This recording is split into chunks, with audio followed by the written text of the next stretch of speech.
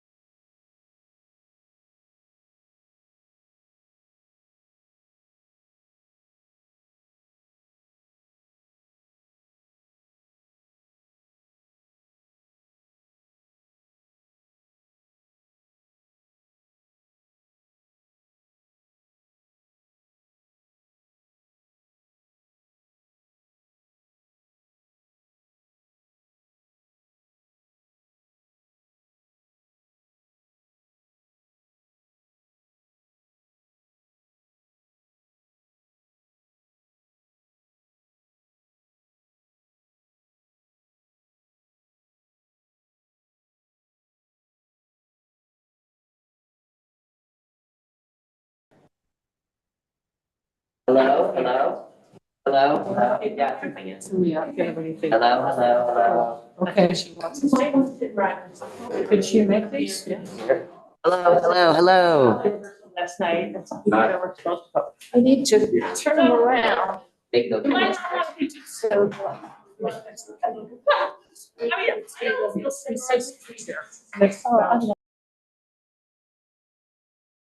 I don't want anybody to be. 2, 3. 2, 3. It's not, I'm not. I'm not putting the website.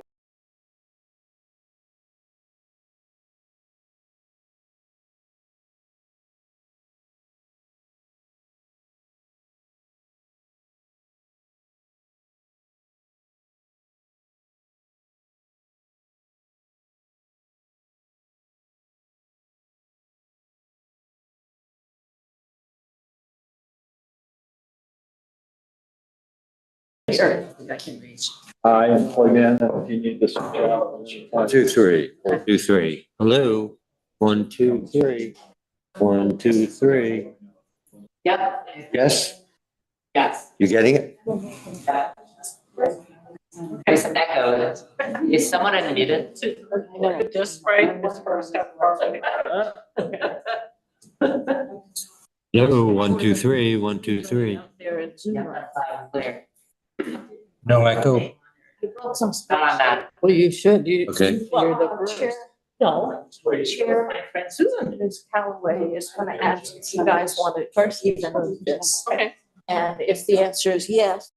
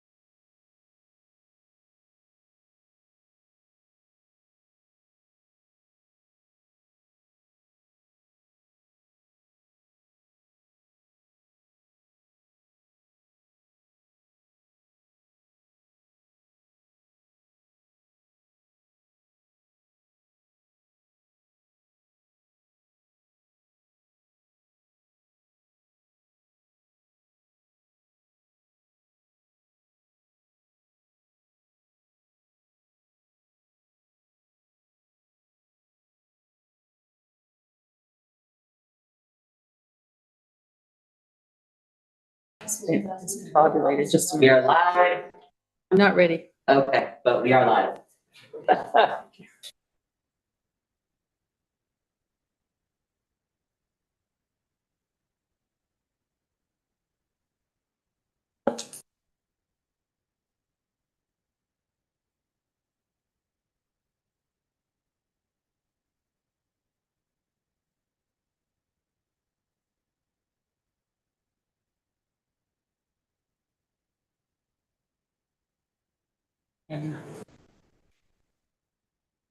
All right. Start the recording. This meeting is being recorded. Jeez. You could get to so much fun. Good evening, everyone, and welcome to a regular meeting of the Norwich Selectboard. This is Wednesday, December 13th, 2023. My name is Marcia Calloway. I'm currently serving as chair. I'm joined remotely by board member Roger Arnold, and in person by board members Mary Layton, vice chair, Pam Smith, and Priscilla Vincent, and by town manager Brennan Duffy. This meeting is being held in the Tracy Hall meeting room and via Zoom with Jam broadcasting on YouTube.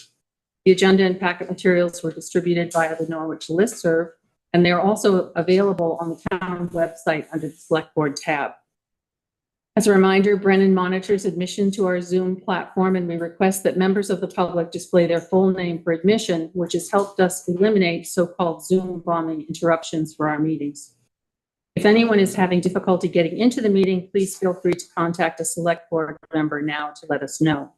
As always, everyone attending or participating in a meeting must focus their remarks and wait their turn to speak after being recognized by the chair. Then please speak clearly and loudly so that everyone can hear what is being said. For the people here in Tracy Hall, if they want to speak to one another, they should leave the room to do that. For remote public questions or comments through Zoom, please raise your electronic hand to be recognized by the chair before speaking. For questions or comments through the telephone, press *9 to raise your hand and *6 to unmute after being recognized by the chair. I will monitor the Zoom view to acknowledge participants who wish to speak, and we will reach everyone who wants to comment. Remember to direct all comments or questions to the chair, not to other people either on the board or in the remote audience. The order of speaking will generally be Select Board members, then members of the public who are here in the building, and then people participating remotely through Zoom. Consistent with our rules of procedure adopted in March of 2023, the chair may suggest commenters conclude their remarks within 3 minutes. Because we have staff and outside presenters tonight, we have again rearranged the agenda to accommodate their time. Public comments for items not on this agenda may be offered after those items conclude. So the first item is the agenda. Is there a motion to approve the agenda? So moved.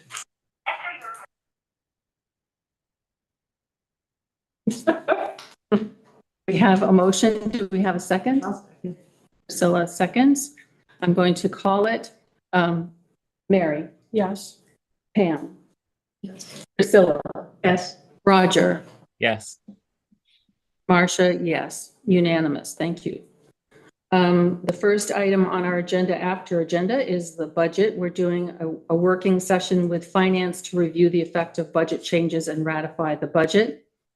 This is the last of our budget sessions. It will be followed by a discussion, hopefully, and planning perhaps for the January 24 public sessions regarding the use of budget surplus. Brennan, would you like to lead us into tonight's presentation? Sure, I would be happy to. So we have Joyce on. Made you a co-host, Joyce, and she will be sharing her screen. There was another slide deck in the packet that I think walks through where we've been so far up to the last meeting, where we kind of came up with conclusions on where we wanted to have our final budget numbers. And so we'll walk through that one more time and ask for ratification of the budget number that we've come up with at that point. And then, as Marcia mentioned, we have a little time there where we might want to look at the additional surplus funds and what we want to look at for January public engagement related to where those could be best used. So with that, I think I'll just turn it over to Joyce and let her share screen for the presentation.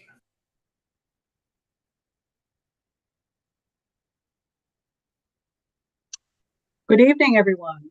Hoping that you are able to see my budget slide deck.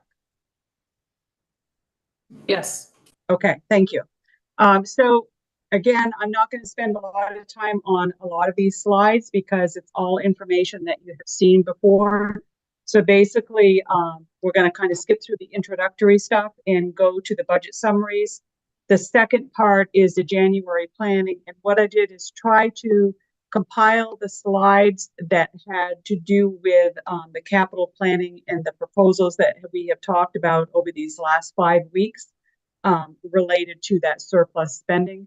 The introduction, you'll see the summaries of the slides addressing and defining what those surpluses are. So my intent with that portion of this slide deck is to give you some stepping stones to move forward with your January conversations. So let's go right into it. So as I said, this is kind of the order of things tonight. So we're looking at the budget information and steps that were implemented from our discussion last week. And I'm going to skip through that. So I've got the 2 slides here where I summarize our discussions from the last 2 weeks regarding surplus history, how to understand where those funds are, and then also where our general fund balances are and what that is all meaning. So again, these are just tools that you can take forward to your January sessions and hoping to get the townsfolk to understand in those presentations. Budget summary, this is the heart of what we want to talk about. So I incorporated all of the changes that we talked about last week in the live workbook that we had. So that was what I used. $700,000 as the surplus using to buy down that tax rate. And if you looked at the revenue reports that were in the packet, you'll notice that 700,000 is listed at the very bottom of the revenue, so we can see how that balances the budget. COLA was left at 3.84%. That was my takeaway from last time because it's not expected to move very much, and dollars and cents wise, it doesn't make sense to go through and readjust every one of those lines because there's not enough of a variance that it's going to matter on the bottom line. And then the other thing was that the last bullet here is I did move the 2 DPW proposed funds for $160,000 out of the DPW department and put those down with the monetary articles that are being presented. So you'll see that that has made changes to our budgeting percentages. So as you saw last week, we were at an overall budget increase without the monetary articles, 12.66%. Capital allocations is 6.24% of the, or that, excuse me, that's the budget without the allocations, 5.17%. That is related to salaries and benefits, leaving an increase of 1.07%. And then the capital allocation increases account for 6.42%. And that the differences are just moving that $160,000, which was down to the article section of the budget. So here is just the summary data. So you can see in the FY25 budget request line, there's our totals, the 6.221 for the town expenditures, the monetary articles, which is now increased by that $160,000 because that now includes the 2 new articles that are going out there for the fund, and then the total. So those are our numbers that we're looking for, and you can see this is all based on the $700,000 infusion. I'm just wondering if people in the audience want to move a little so you can see the screen. Feel free. Sorry, Joyce. Okay, no, that's fine. And then here are, again, the summary slides that we have been looking at since the beginning of the budgeting, showing the salaries and benefits. So here's the totals and the percentages of the increase by the different groups of the salaries. And then the bottom section is the total to budget minus the capital allocations for infrastructure and equipment, leaving us with a total budget allocation. So that's where I got my percentages from in the slides before that. And then that takes us down to the two notes that I had identified. Child care tax liability, Pam had asked about this last year. Their town is going to have to make a determination as far as what percentage they want to pay. The state is mandating 0.44% of the town's salaries and wages. Employer portion is mandated to be 33%, and we have the option to charge 0.11% to the employees, or we could pay the whole thing. So I use the analogy of the employer, the town, paying only the 0.33%, which is what we are required to pay. And that ended up being $6,436 for the budgeted amount in FY25. So I did not go through and change all the line items for that because I don't have directive from the select board as far as what those percentages will be. And here again, $6,000 is a negligible amount in a $6,000 budget.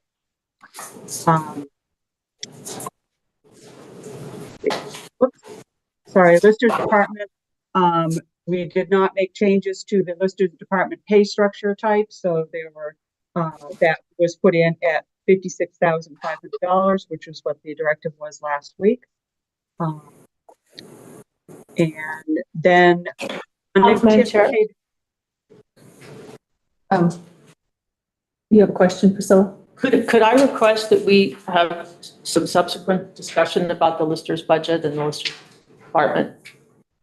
I know you were going to get a legal opinion, and so perhaps that's a discussion that we can have at some point. Yeah, we don't have it yet. So at this point, the budget, I think, for that line item is not really the issue. It's not going to change. The issue is the structure of payment. That's what we're waiting for. Right. The dollar and cents difference was only $5,000 between what the listers were asking and what had been put in from the fiscal 24 budget. So my understanding was for this budget, we're going to put it in there. And if subsequent discussions say we're going to change that pay structure, depending on what the attorneys come back with, then that could just be show as a budget overflow or surplus, or however you wanted to budget that for that next year. We're a year away. So I think that, again, it's a minor dollar amount in the whole scope of things. And so there will be discussion. Unanticipated expenses. Last week, you guys said that you wanted to be at 12%. So when I redid everything with those changes, the fund balance is expected to be $761,269 without interest. So it's actually going to be a little bit higher than that by the time we get to June of 24. And the budget that we are now at is $6.2 million. And that takes us to 12.244% of the operating budget. So we will not need an article to bring us up to 12% because we're already there. So this was just in here. And again, I gave you the calculation of the percentages. So if something changes, and then you've got those there in the slide for you. So there is nothing that I foresee that you need to do on that item. And then this is just a preview of where the tax rate now is. And if you'll remember from last time, we had just a little bit of an increase on the town budget without monetary articles when we looked at it last week. Because I moved those two DPW capital funds to the monetary article section of the budget, the monetary article budget section is now increased, but the overall total budget is what we were looking at. For the tax rate. And again, that's estimated based on our April figures, which we know is going to change by the time we get to July 1, but we're comparing apples to apples. That's the best we can do for now. And then that gets us to next steps for the ratification of the budget. So I'm going to turn it back to Marcia or Brennan as far as where you want to go with that, if there are questions or whatever. Anything to add? No, I think in the motion sheet that Marcia has sent out, there's a sentence there that I think explains what we're trying to do as far as the ratification of those numbers. And if there's any discussion about that, we could have it. And if the board is ready to vote and ratify that, then we could do that. I'm wondering if you can give me the statutory citation that allows this board to use surplus funds to infuse $700,000. Well, I think we've discussed this over multiple meetings. Can you give us a statutory citation that says that cannot do that? Because that's how I've always. You can only municipal spend budgets reserve done. fund money. It's not in a reserve fund. Go ahead. I don't have a statutory answer to Can we that. get a legal opinion on this before we move forward? Well, Because I don't believe. not the we have timing legal of what we're authority. trying to do. I don't think we have the legal authority to do this. I So think it it's has coming from the been done. general fund, undesignated balance. And the select board does not have the authority to spend those dollars. That's within the purview of the voters. So my proposal is that we take the $700,000 out of the revenue side of the budget and place it on an article for the voters to approve. Would they like to spend $700,000 of the surplus money to reduce the tax rate? So let's play out your scenario. You have to read the VLTC and guidance that's out there because the statutes don't specifically say, you can do X or Y or Z. But it seems to be clear that you cannot keep the surplus, right? And so if you play out your scenario and you say, this budget is going to cost us 6.8, whatever it is. And so we're going to ask the taxpayers for 6.8 million. That means that we've already got a surplus of 700,000, actually a surplus of 1.8 million. Right. So now you have created, if they vote for that budget, you've created an additional surplus of 700,000, which you're also not allowed to do because you can't have more surplus than you need. So what we're trying to do is identify our surplus, 1.8, and attribute it. And then we go to the voters and we say to the voters, okay, here's our budget. And it is going, and we will say this in public sessions. If we don't infuse 700,000, we're going to ask you to pay this much in taxes. If we infuse 700,000 of the surplus, we're going to then ask for less money from you, right? Mm-hmm. So if we play it your way, we go to the voters and we say, our budget is 6.8 million. Which it is. And then we're going to ask you separately, would you like to take that 700,000 and infuse it? And they vote for both things. Then I guess, or they vote for one and not the other.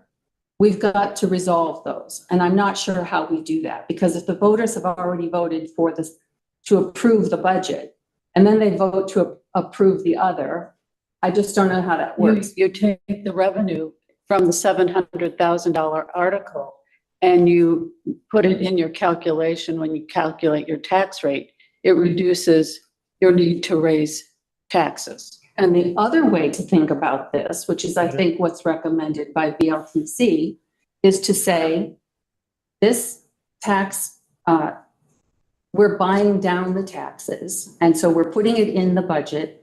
This is how we're explaining it to you. Vote down the budget if you don't want to do it this way. So the taxpayers are going to vote for it one way or another. It's cleaner and recommended from VLTC, from what I read, to do it this way. That's not the way I read it. So we disagree on that. Do. So Roger, did you have something? I thought I heard you. I was just going to say that voters don't approve revenue, they approve expenses. It's one of the, you can show them the revenue, but they don't approve revenue lines, they approve expense lines. So I don't know why we would talk to them about revenue at all. It's a monetary article is what I'm proposing. Oh, I heard you say So revenue. Well, the monetary article would be, are we taking the surplus funds, $700,000 of it, and applying it to the budget so that we are not raising the tax rate by an exorbitant amount to cover that 700,000.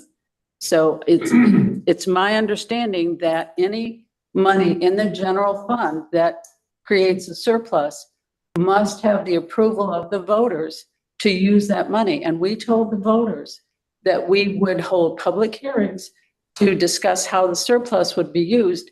And at the way this is structured, $700,000 of that surplus is being taken away from the voters having a voice on how that would be used. Can you, Joyce, can you flip to the screen that has the little bubbles that I created? Can you show that to everybody? Because if you remember the genesis of this, Pam, we have from the audit, apparently, $700,000 that's surplus from other years. That we would have to deal with no matter what. We then have a surplus of 1.1 million, which the genesis of that was from ARPA, which was then used to pay salaries, which then gave us a surplus of 1.1 million. It is that 1.1 million, not the 700,000, that we're going to sit down with voters in January. We're going to talk about how we're going to do that and when we're going to do that tonight.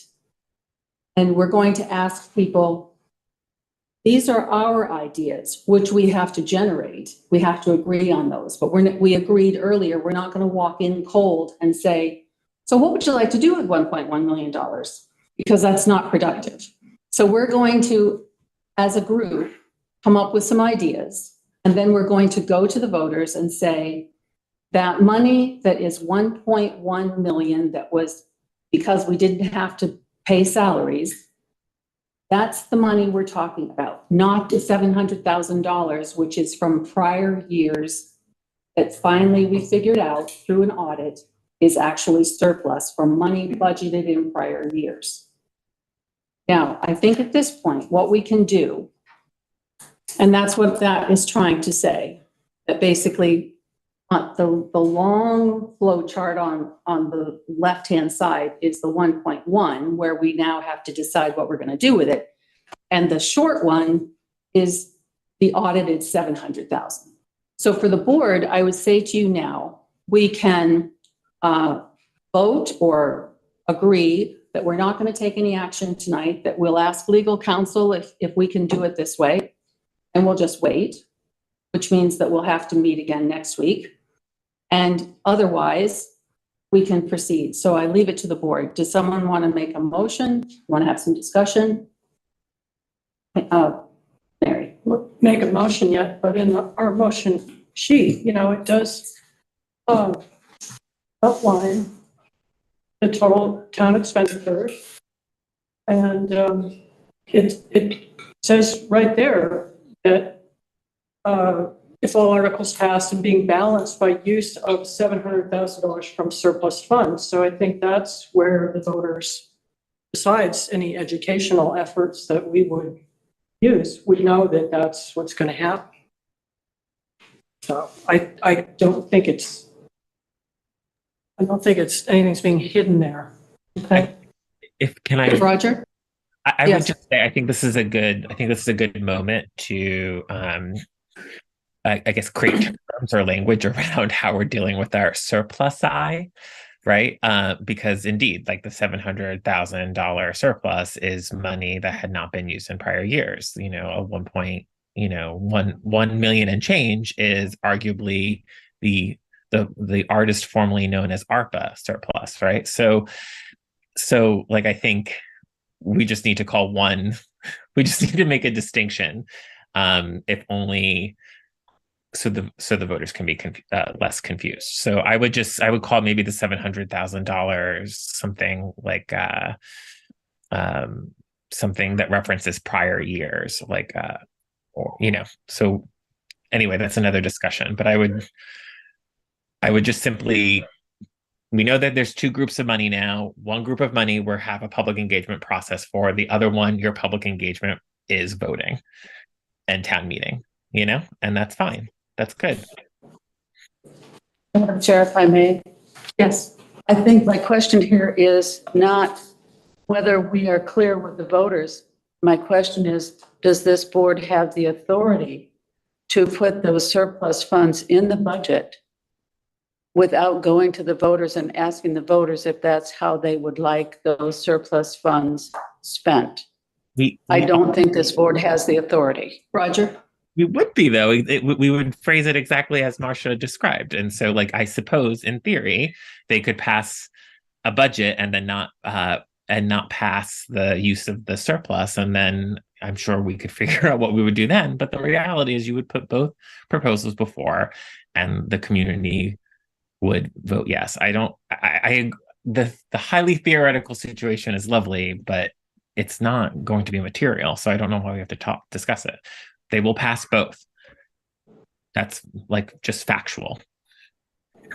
And I think it is our job to make these recommendations and to explain, this is the surplus. It's our prerogative to say, we want to help bring down the taxes. And so we are putting this surplus in our budget. Is it our prerogative? That's my question. Well, find the alternative.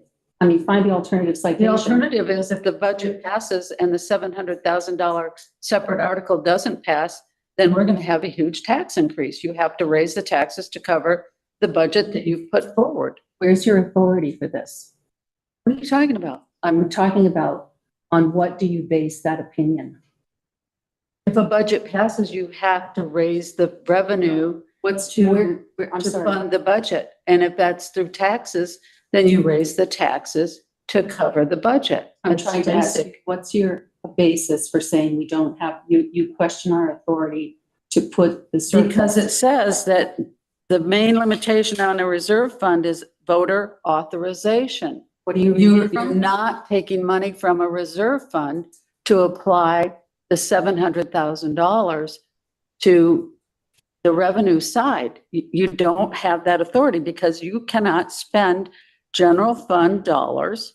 You can spend reserve fund dollars or designated fund dollars, but you do not have the authority to take money out of the general fund from an undesignated fund and spend it. What are you reading from? But Pam, if I may. Reserve Funds 101 from VLCT. But we're not. You sent to us.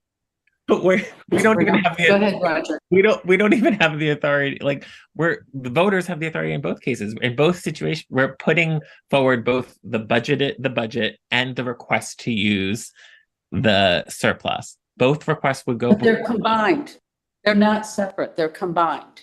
I'm saying you're taking that authority away from the voters by blending them together.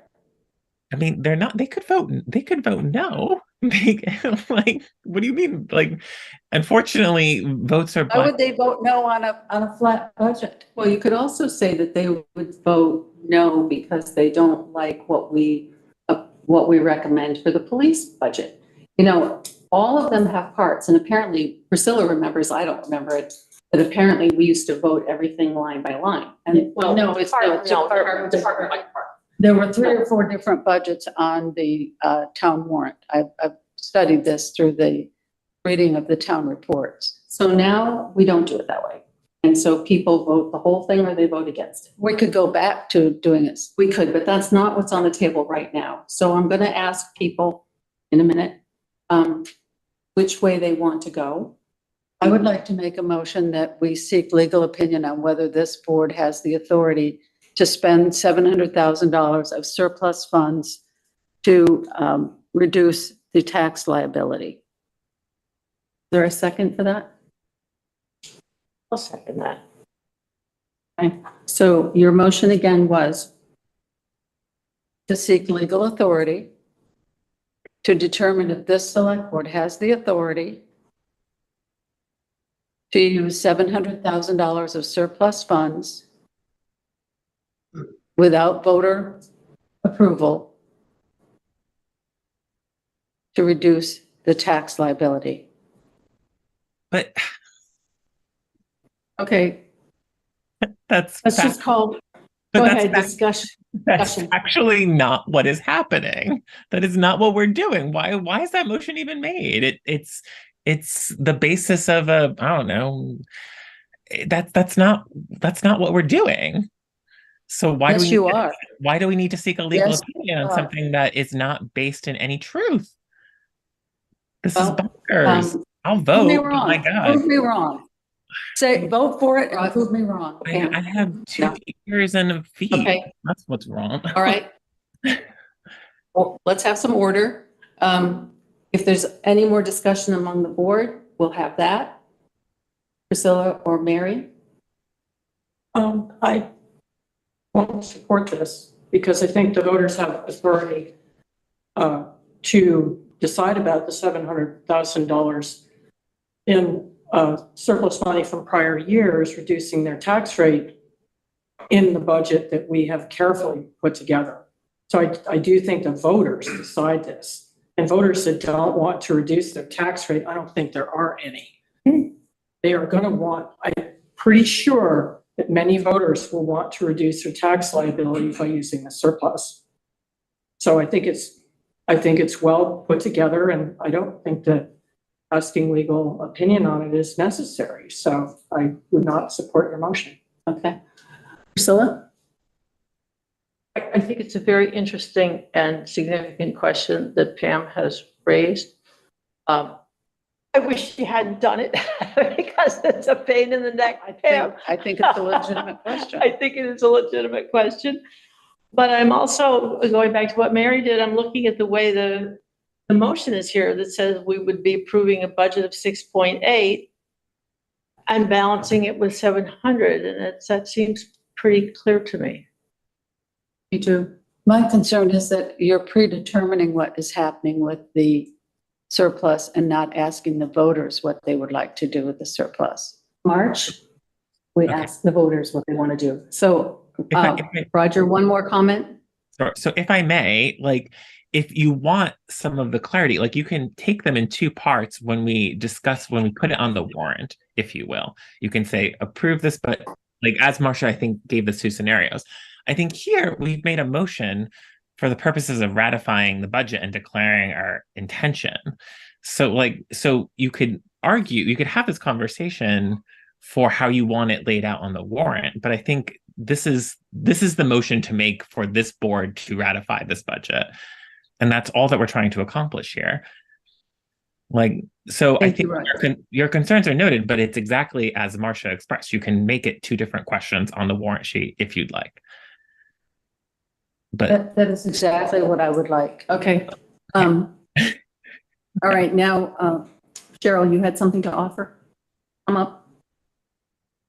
Cheryl Lindbergh. I was trying to think back regarding the use of accumulated surplus when the reserve funds went to the voters to ask for permission to use those funds to set up reserve funds. So I was wondering if there isn't some similarity to the going back and using accumulated surplus for anything else. And this seems to be similar. You're not going to set up a reserve fund in this moment with these funds, but you're wanting to use those funds. And I think that there is some information out there on how that can be done, if you want to use the word legally or not, but because I've had a conversation with VLCT about it as well in regard to how do you go about using it. And it seemed to me that the answer I got is that it typically is best to go to the voters to use any accumulated surplus. And that was from Sarah Macy, who did financial accounting workshops for VLCT. So I just thought I would share that, even though it's not going to a reserve fund, that you'd be using those accumulated funds. Great. And I think we can all be reassured that it is going to go to the voters. All right. So now I think we'll call the question. Priscilla? I'm not in favor of it. I'm glad we had the discussion, but I'm not in favor. So no. Pam? Yes. Mary? No. Roger? no. Marcia? No. Motion fails. Would someone like to make another motion? I move to ratify the recommendation to the voters, a fiscal year 25 budget in the amount of $6,863,401, representing total town expenditures of $6,221,203 and $642,168 if all articles pass, and being balanced by the use of $700,000 from surplus funds from prior years. From prior years, I'm adding that. All right, do we have a second? A second. Second by Priscilla. Call the question. Roger? Yes. Priscilla? Yes, because the way it's written, it looks to me as though we could lay it out as this, I mean, the monetary articles are separately warranted. So it looks to me as though we could say, here's the budget, here's the 700,000, and here's the, and with that understanding, I'm saying yes. Okay. Pam? No. Mary? Yes. Marcia? Yes. 4-1, the motion passes. All right. All right. Do you want to go on with? Yes, yes. Well, first I want to thank the select board for ratifying that. And it's a lot of work on everyone's part. And I think we're through that. So that's good. I'm happy about that. Okay. So next, Joyce is going to continue on. And what we're going to do now is look at some of the additional surplus that we've recognized there at about $1.1 million. I don't think that we're probably going to have a firm affirmation of what exact numbers are going to go with what funds, but if we could get at least a feeling here from the board tonight as to kind of where we would like to see additional surplus applied, that will be the basis of bringing this again back to the voters for some public discussion in January. That will lead to potential warrant articles that would actually encumber those funds. So that said, I will turn it over to Joyce. Okay, so just real quick, like I said, the second part of this slide deck is just kind of compilation of the last 5 weeks as it related to capital planning and articles. So I know I had the question that was asked last week related to the graphs. So I believe that these were the graphs that you were looking for. So I did pull them back together. I've got the history for a couple of different things, balances, and then also the capital plan as it shows for the allocations and the history historically and overlay. So I'm hoping that those are what you were looking for. Again, I'm putting them out there for you to use. I did update them with on the slides for the little tweaks that we made to the capital plan so that is incorporated in this as well now. And then here again is the list of all the capital funds, and this does include the 2 new funds that we are projecting or proposing that put in there, which obviously are going to go as articles. But again, this is all information that I'm trying to compile so that you have pieces to take to the voters to help with your discussions in some of these. And then here are projected fund balances for the capital funds. And again, this is just the capital funds that I put into this slide deck. Barry does have access to all of these slide decks. So if you want other slides pulled out to put into a presentation that goes to the voters in January, that is certainly available to you for whatever you need it for. And then the last section here was where I pulled the proposed draft article slides that I had used during the periods, and I included in this deck the explanation of the surpluses. So this is one of the screens you can use to talk about that $738,000 that's prior year surplus, of which the 700 is that we're looking to use. So that's in there as well. And the definitions of what it means when we're using it versus what we're saving. And then that also shows the total amount as of June 30th, 2023. That is the audited number. So I tweaked that a little bit. So that's taken from the audit that I just finished up today. And I'll be talking with Brennan about tomorrow. So that's forthcoming for you. But this is the final number for end of 23, fiscal 23. This we've already looked at, and Marcia had kind of proposed that this is kind of a breakdown that we can use to present to the voters in those conversations in January. And looking to fill in, well, of this 1.1 million, basically, you know, what do we want to earmark and go to for those various funds? So then the rest of these slides are more slides that came out of the presentations that I gave before. So this is what the original presentation or request were when we were thinking about using that $1 million. What did that really look like? We know now that Fund 50, which is the fourth column for this fiscal year 25, we don't have to put in any of that because we are at 12.24%, I think it was, of the budget at this point. So that section can actually go away or get replaced with something else.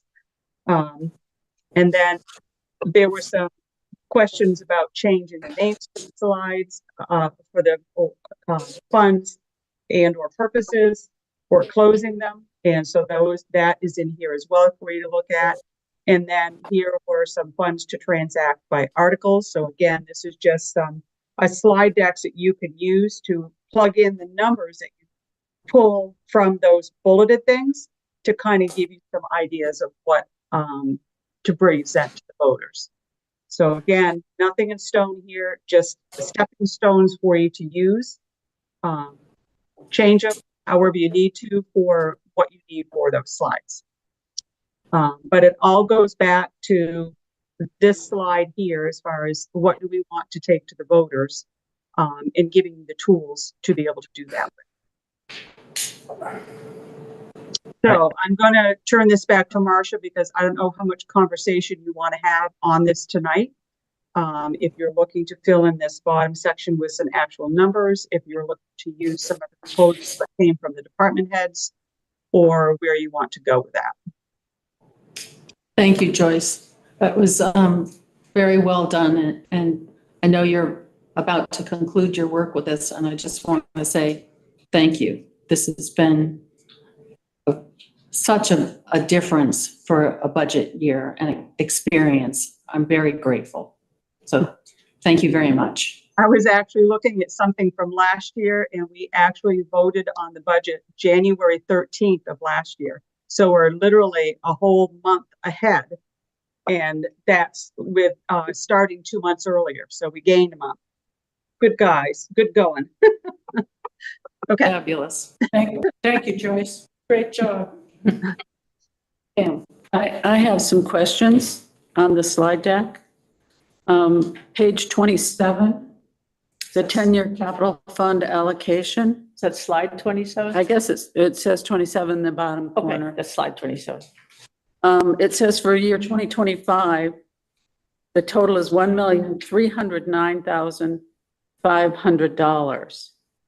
Then if I go to the next page, it says the FY25 budget, the total is $1,039,500, about $270,000 less. And then if I go to the last page of the proposed budget, the FY25 allocations are $1,055,000. So my question is, what exactly are we proposing to the voters? Is this last page of the budget the actual number?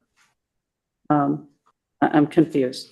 So which page is the last page that you're referring to? The last page of the proposed budget.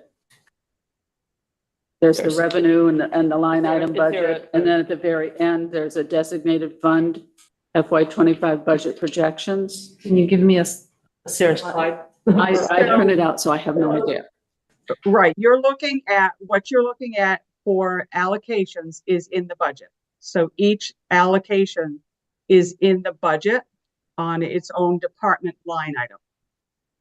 Right. These allocations were the projections that were taken from the capital plan as far as what the department heads were looking for and trying to figure out what they needed to have in their capital fund, whatever number that was, in order to purchase the equipment that they needed.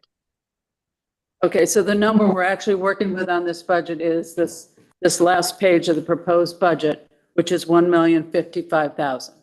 Yes. Yes. All right, thank you. So I think where we need to go now is, we need to look at January, and I'm not sure that anybody is ready at this moment to say, this is how we want to carve up 1.1 million and present it to the voters. Correct me if I'm wrong, but that seems like a big thing to ask at the moment. So if we're not ready to do that, then what I'd like to know is, we need to think about when we're going to have that discussion, and in turn, when we're going to be presenting to the voters. So the little chart that I'd put down for future meetings has got January 10th for a regular meeting, which we could potentially use for this kind of a discussion. And then I snuck in a to be determined date, a special meeting date for a public meeting. Then there'd be the regular January 24th meeting for regular business, and then a second meeting sometime after that. Doesn't have to fall in that sort of order, but I just wanted to start that discussion and play with some dates. Mary? As far as scheduling, we would have a deadline for putting the warrant together. And I don't know if the 24th would be after that deadline. So, I mean, if we actually were going to decide anything about spending that surplus or articles or so forth, I think it would have to come earlier in the month. Lily actually put something on the list. It came out Saturday that gave the deadlines. And I'm looking for it. So we might want to Just be mindful of that, schedule things. Yeah. So have our meetings with the public earlier. Maybe even, I don't know, use one of our regular meetings to have that discussion with the public. So, can I ask a couple questions? Roger? Can I Yeah, have please. Okay, so Joyce, I think you were showing us some slides that basically said that maybe the reserve fund is self-explanatory by the name of the fund, or else voters could or should approve a purpose statement of some kind.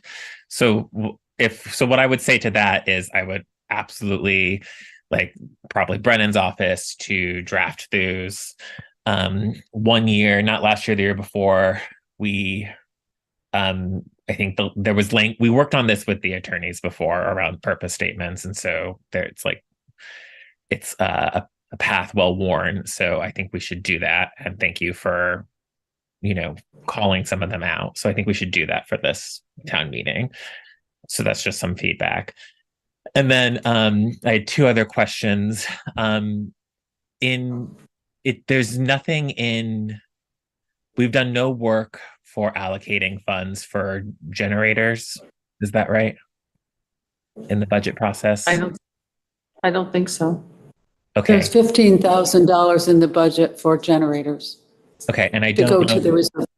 Okay, and I know, and I honestly, I know the plot was thick, but I have lost the plot as to the status of our generators and our backup systems in general.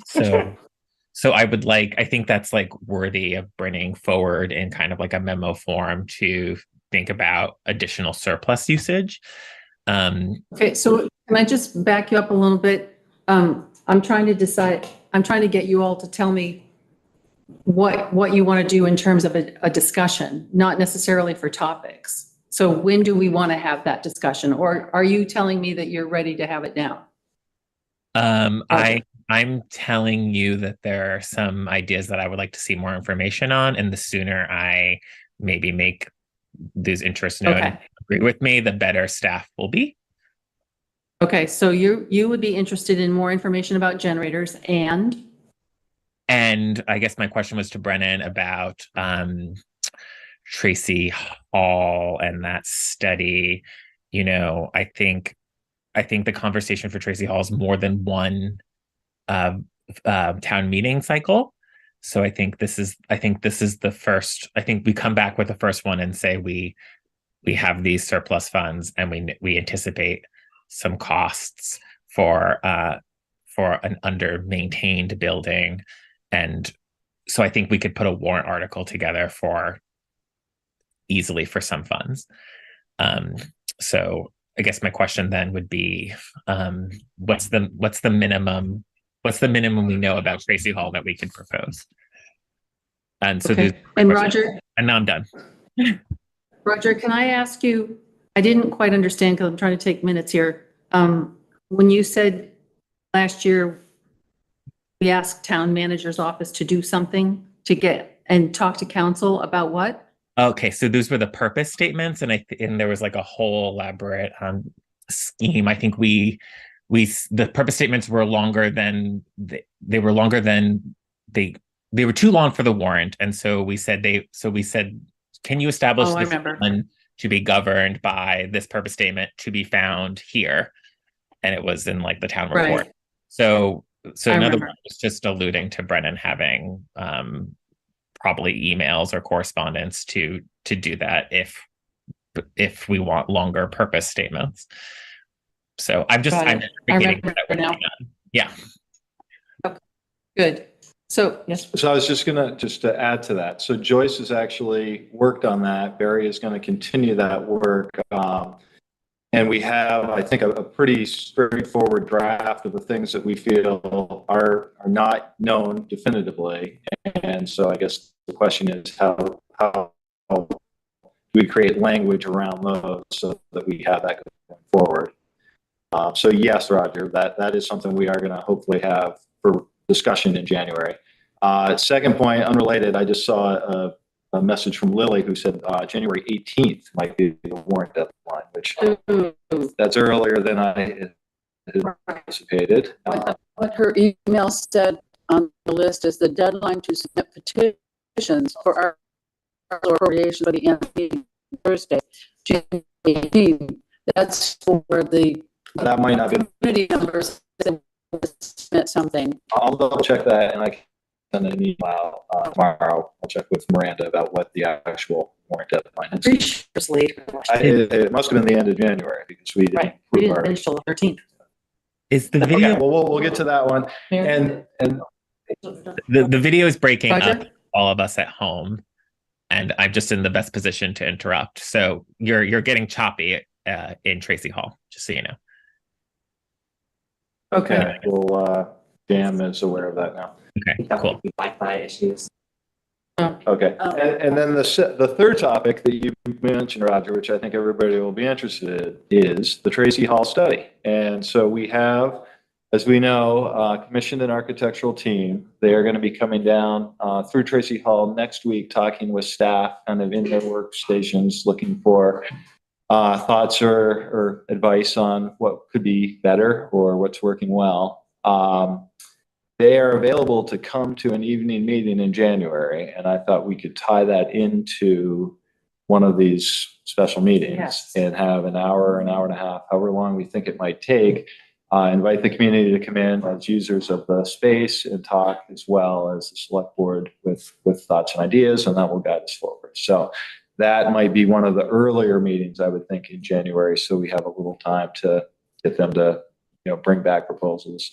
I will say also that Joyce, in her draft of kind of what we might be throwing out there for numbers and funds, was $500,000 of that 1.1. So that is kind of a nice round number that I think would allow us to accomplish many things unyet known as to improvements here. And again, I don't think we're going to have a definitive. It's going to be $762,000. I think it's going to be, based on timing and everything else, you could do these amount of things, and this is what they'll cost. $500,000, I think, if that was the will of the community, would probably be a nice number to plug into that, and that would give us another $600,000 for these other kind of appropriations for capital expense. And as Roger said, Tracy Hall might be a multi-year. It could, and there could be different funding sources that could be uncovered for this as well. I will also just add, and I haven't heard yet, but the energy audit that we had been awarded through our MERP grant is, I think gonna happen, I was told in December. I haven't, the middle of December, I haven't heard anything more. So we're gonna maybe know a little bit more about that aspect as well. Great. That's all I had. Mary, you are next. Yeah, I'm a little confused, maybe because we do want the public to voice how they would like to spend the surplus, and then we're kind of chunking out various pieces that we think would be wise to consider. So I'm just wondering what will the character of our discussion be with the public? I think what we had talked about was going in with some ideas and saying, this is what we've thought would be the way to go. You know, so much for this, so much for this. And I mean, not to say that people couldn't say, oh, we totally disagree and we think it should be for this, but Okay. to go in with something to start the conversation. So in essence, we'd be doing that tonight. Tracy Hall, the generators. I might add the DPW garage and or equipment shed just for consideration. Because I like the idea of sort of infrastructure improvements when you have a large amount of money to spend. So, and those categories alone eat up a lot of this. Yeah, I was going to say equipment shed as well, because I don't see it being logical to spend a lot of money on equipment and then not have a place to keep it out of the elements. Right, it saves money because you're maintaining your equipment better, you know, protecting it. So Pam was next.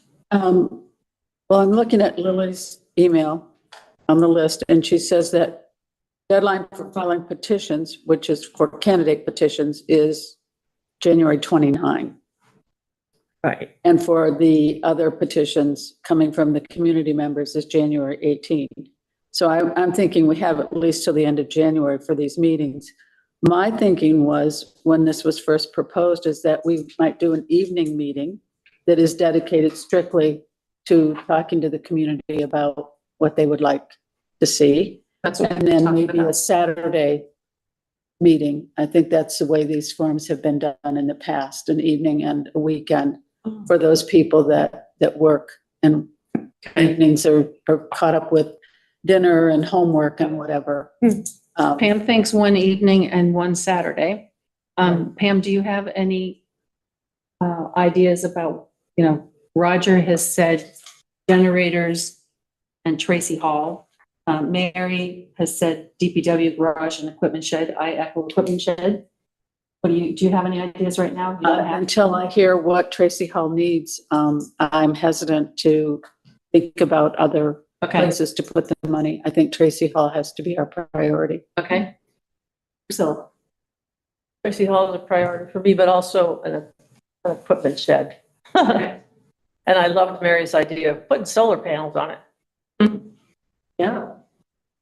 That'd be good. okay. If we end up doing heat pumps for Tracy Hall, electric heat pumps, then we will need some solar energy to power those heat pumps. Yeah, well, I think they can be powered off of the grid too, but to have solar power would be even better. It would be. It's an investment in the future. Okay, so we now have some ideas. We don't have budget lines attached to those, but we can continue to work on that. We have regular select board meetings, January 10 and 24. So we could, I don't know if it's too quick to try and come back. Roger? Sorry, I have one more. Can I say one more point? Yes. So I hear the concern or an interest in broad public participation and to not mediate or condition the question. Like, people want to ask, what do you want to do with it? And so if we're going to go that route, I would suggest that you assign a discretionary amount of money. It could be something like $100,000, and create an application process for what that would be. And it would have to, and create guidelines. There's other communities that said it has to be sponsored by a qualifying organization, or it could be an individual who is sponsored by a qualifying organization, and it would be a way to answer very broadly, what do you want to do with it? Because you also have to, I really sort of don't like public participation processes where people say what it is that they want, and the board, for lots of different reasons, is not able to provide that. So if you're gonna, so yes, have a public participation process, but you can imagine walking through a process that you outline for sort of that blank check. I don't think you have to gamify it, right? Like, I don't think it has to be, you know, like an American Idol style competition here.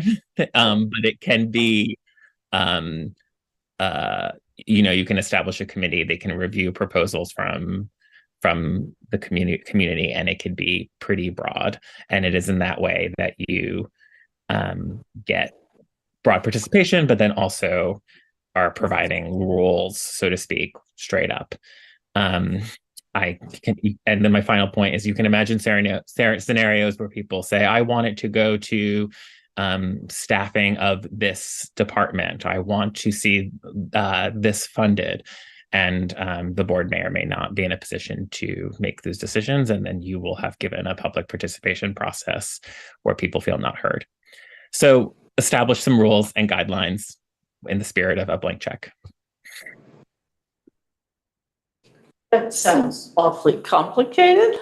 I'm just thinking, I mean, Not. I might suggest, I'd like to give $100,000 to Dan and Witz. Is that what you're talking about? Or I want a sidewalk on Beaver Meadow Road, and I want a bike path on Route 5. Yeah. So if people want a bike path on Route 5, they would have to find a qualifying organization that would sponsor such a project. So I think the idea is that, you know, there has to be a certain amount of commitment of the idea with like a legitimate partner. They could find one, or an organization can propose it. Like Dan and Witz says, like, I want $100,000 to create, I don't know, to create our entire building as a series of rotating community murals. It's like, sure, Dan and Witz, you can have that. Maybe that's a community project that we want to see. Maybe the committee establishes that. That's fine. If Dan and Witz says, I want $100,000 so we can give 4 summers of free ice cream, you might have a different opinion, the committee. So like, you should not like, it's called participatory budgeting. And if people were like, you could just allocate a portion of the thousands and thousands of surplus that we, you know, might be so dizzying to people, you know, for whatever they see fit. It doesn't have to be. It could be fun. It could be community building, God forbid. I'm finding that too confusing, but thank you for the idea. Okay, we need to Doesn't keep mind. The moving. city of Winooski did it. Okay. Did we have a time? Well, we have representatives from Stantec and from Sanborn Head at So- 7:30. So what we could I think do we want then to try to is, wrap this if we could. okay, if we don't want to nail down the dates of January, we can do that at the end of the meeting and move on to the other people. Okay. Well, I'd like to propose that one of these meetings be Wednesday, the 17th, between the 2 meetings that we're having. Okay, hold that thought. We'll get back to it at the end of the meeting. All right. Oh, yes. Public comment. There is a public comment time after we get through these folks. Yeah. All right, so. I was just going to say, to wrap up the budget, Joyce, as Marcia has indicated, thank you so much for all of your very, very competent hard work to get us through this process. It's been really enjoyable working with you. And for folks that don't know, Joyce's contract is going to end technically, I guess, on Friday, and Joyce will be here at Tracy Hall tomorrow for a large part of the day. So if anybody wants to come by and say thank you and goodbye to Joyce in person, that will be an opportunity. And Joyce, I don't know if you have anything you wanted to say. This might be your last public comment opportunity. Yeah, no, just thank you for the opportunity to share this. And I'm really hopeful that you can use some of the pieces I've shared and helped you grow with to move forward. I'm leaving all the information I've created and provided with Barry, so you'll still have access to that. And I wish you best of luck, and I'll see you all tomorrow, or some of you at least. Good night, everybody. Thank you very much. All right. Oh, yes. Cheryl, did you have a quick comment? Well, We have to move on to the Board of Listers came from our meeting to be here to discuss the Lister piece of the budget. And with the motion you've made and all, it looks like the amount in the budget is $5,400 less than what we had requested. And I was wondering how that didn't get touched on, because it was something we thought was part of tonight's opportunity. I thought it was the same, but it's not the same. It's less. Somehow, yeah. I mean, the number didn't get put in that we had asked for, but it's different from that. But Joyce, But the way that I'm seeing it. The number that was approved at the last meeting is the number that's in the budget, I believe, correct? It just It should wasn't the be. number that you were looking at. Not the number we requested. It was the motion. So the straw poll was to put the number in as it shows in the budget. and So- Joyce explained, she said, if you were to change the governance model of the office, you would be over by that $5,000, and it would just be, an overage that was reported in the budget.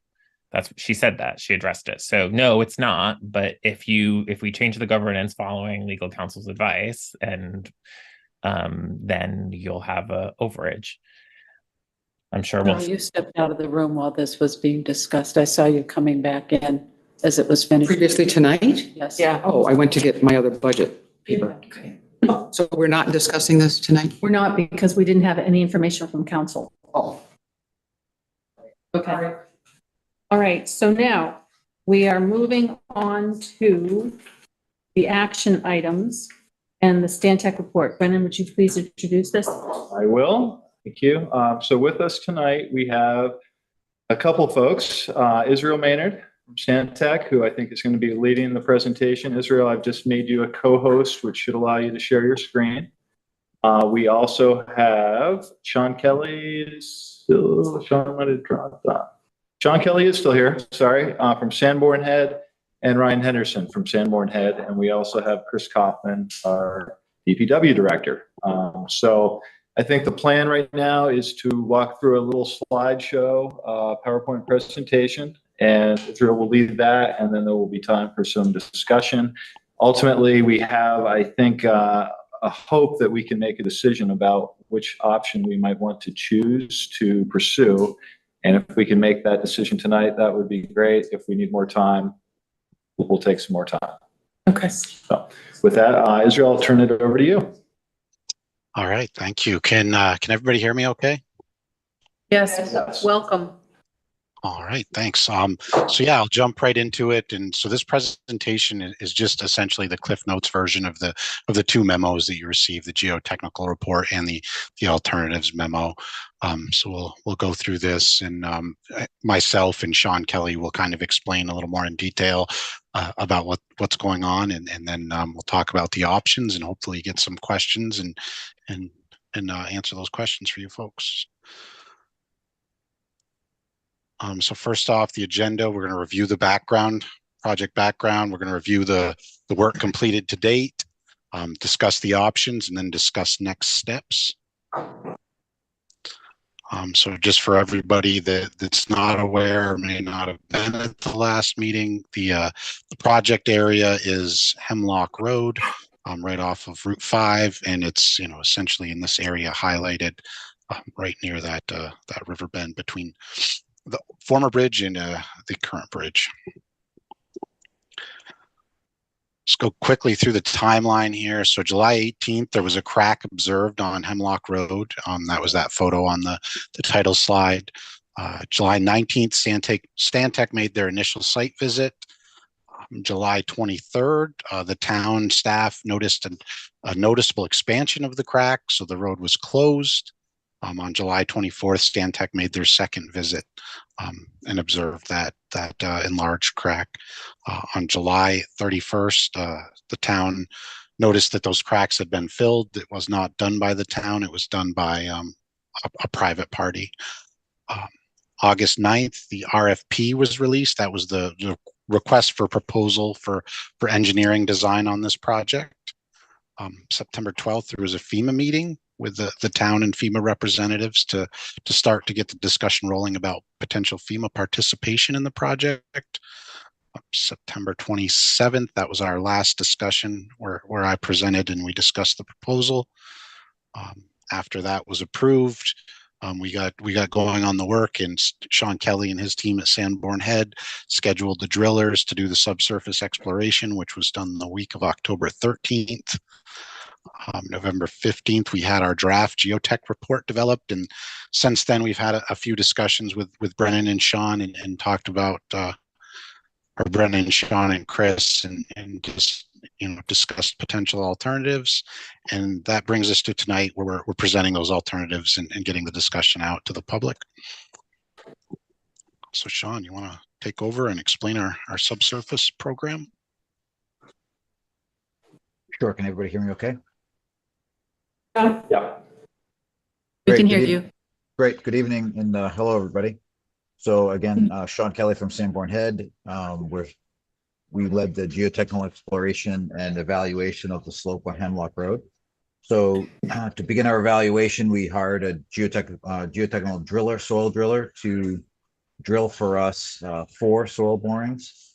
This figure that you see here is showing Hemlock Road, and the red dots or boring locations are showing where we did our drilling. And then the blue dots show where we did additional hand auger probes down on the slope where we couldn't access with a drill rig. In terms of soil profile, we obviously saw the fill soils and or the roadway base material, say 2 to 4 feet thick. Below that was a silty sand, which transitioned into a denser sand and gravel. On the slope itself, we performed some hand auger probes, so we saw the root mat / forest materials at the surface, and then similar materials below that with depth on that slope. You can go to the next slide, Israel. So this figure shows a profile, which is a cross section through the slope. On the right-hand side, you can see the Ompanousek River. On the left-hand side is our roadway, and then existing slope up to the a cemetery that's up on top of the hill. So you can see the fill soils, which is typically the road base, which was used to construct Hemlock Road in the past. Below that is that silty sand layer into a little bit denser sand layer, and then we have our sand and gravel down to a lower, denser sand and gravel layer, which is well below the elevation of the river. So what we did was we performed what we call a slope stability analysis using a program called SLIDE. And what that does is it looks at shear strength of the soils and calculates what the factor of safety is, which is the resistance of a driving force versus the resisting force. So what we want to see is in a typical slope, the factor of safety roughly like 1.3. And in our existing conditions, I don't know if that's hard to read or not, but you can see there on the screen, I think that says 1.4-ish, if I'm not mistaken. 4.5. Yeah, Yeah, 1.45, I think. Yep. So that's existing conditions without a flooding condition. So if you go to the next slide, what we see is a reduced frictional value based on water, right? So if there's infiltration of water, slopes and water never go together. And what it does is it reduces the shear strength of the soils. And so what we see here is a slip surface. And so that arc that you can see drawn into the soil itself, that's where the soil, at least modeling wise, where the soil is moving. So there's actually a shear plane that exists in that semicircular arc, and up in that right hand corner, that's in that right-hand corner where there's color codes, on the left, it shows what so if you scroll back one figure, sorry. Yes, sorry. On the about that. left, it's okay. On the left, it shows a legend. So that's the factor of safety legend. So it's a heat map.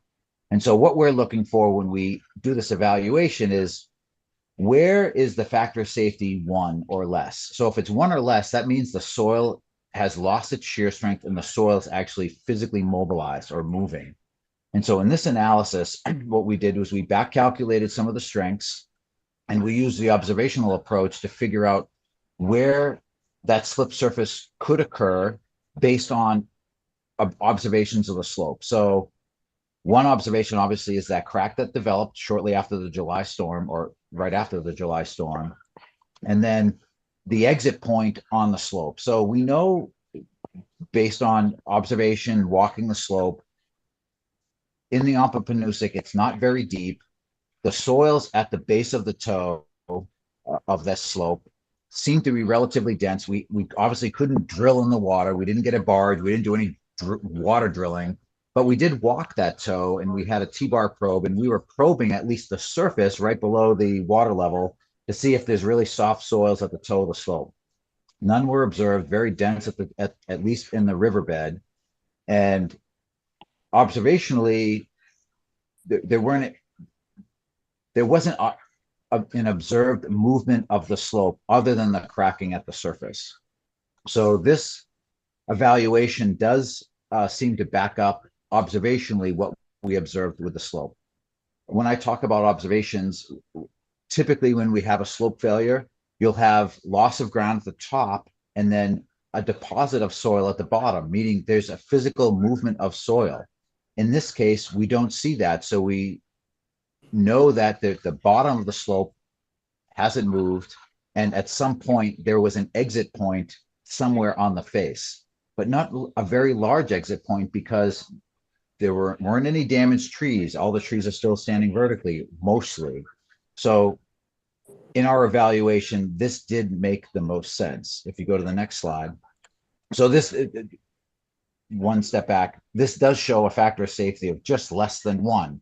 So in that regard, we feel confident in terms of the soil strengths that we've used to model the slope. So a repair, we went through a number of different options, where we're now presenting to you 3. The first repair, next slide, Israel, which you've bounced back and forth a few times. Sorry for that, in terms of me trying to explain what we've done. So here's our first option. It's what we call soil nailing. For folks that have been driving on Route 5 right near Hemlock Road, V-Trans just went through a similar repair where there was a 1-lane closure, and they repaired the slope on Route 5. And they used a very similar approach. In terms of our approach on the repair for Hemlock, it does make a lot of sense that we would use a similar approach. This is called soil nailing. What you see here is, again, a cross section of the slope. On the left-hand side is the slope up to the cemetery, the roadway, a cut into the existing slope. So you'd lose some of the trees. You'd make this what we call a soil nail wall, and then with a bench, which Israel's showing now, and then a slope that continues down to the river, which would stay wooded. What right now we're proposing 4 rows of soil nails. So a soil nail is a drilled hole, which then gets a bar inserted, and that bar is grouted in place. What we're doing is trying to improve the soil and strengthen the soil. So this is a soil improvement technique, which does allow for an increase in factor of safety, which is the goal for this entire project. For us to design and follow industry standards and the standard of care for repair of slopes, we're shooting for a factor of safety of 1.3 or greater, and that's an industry standard. So we have about a 15-foot spacing. The face actually gets shotcreted, so now all of the soil nails act as one in unison. Obviously, we have to do some clearing. We have to create that bench, and then an anticipated cost is about $650,000. The next slide shows option 2.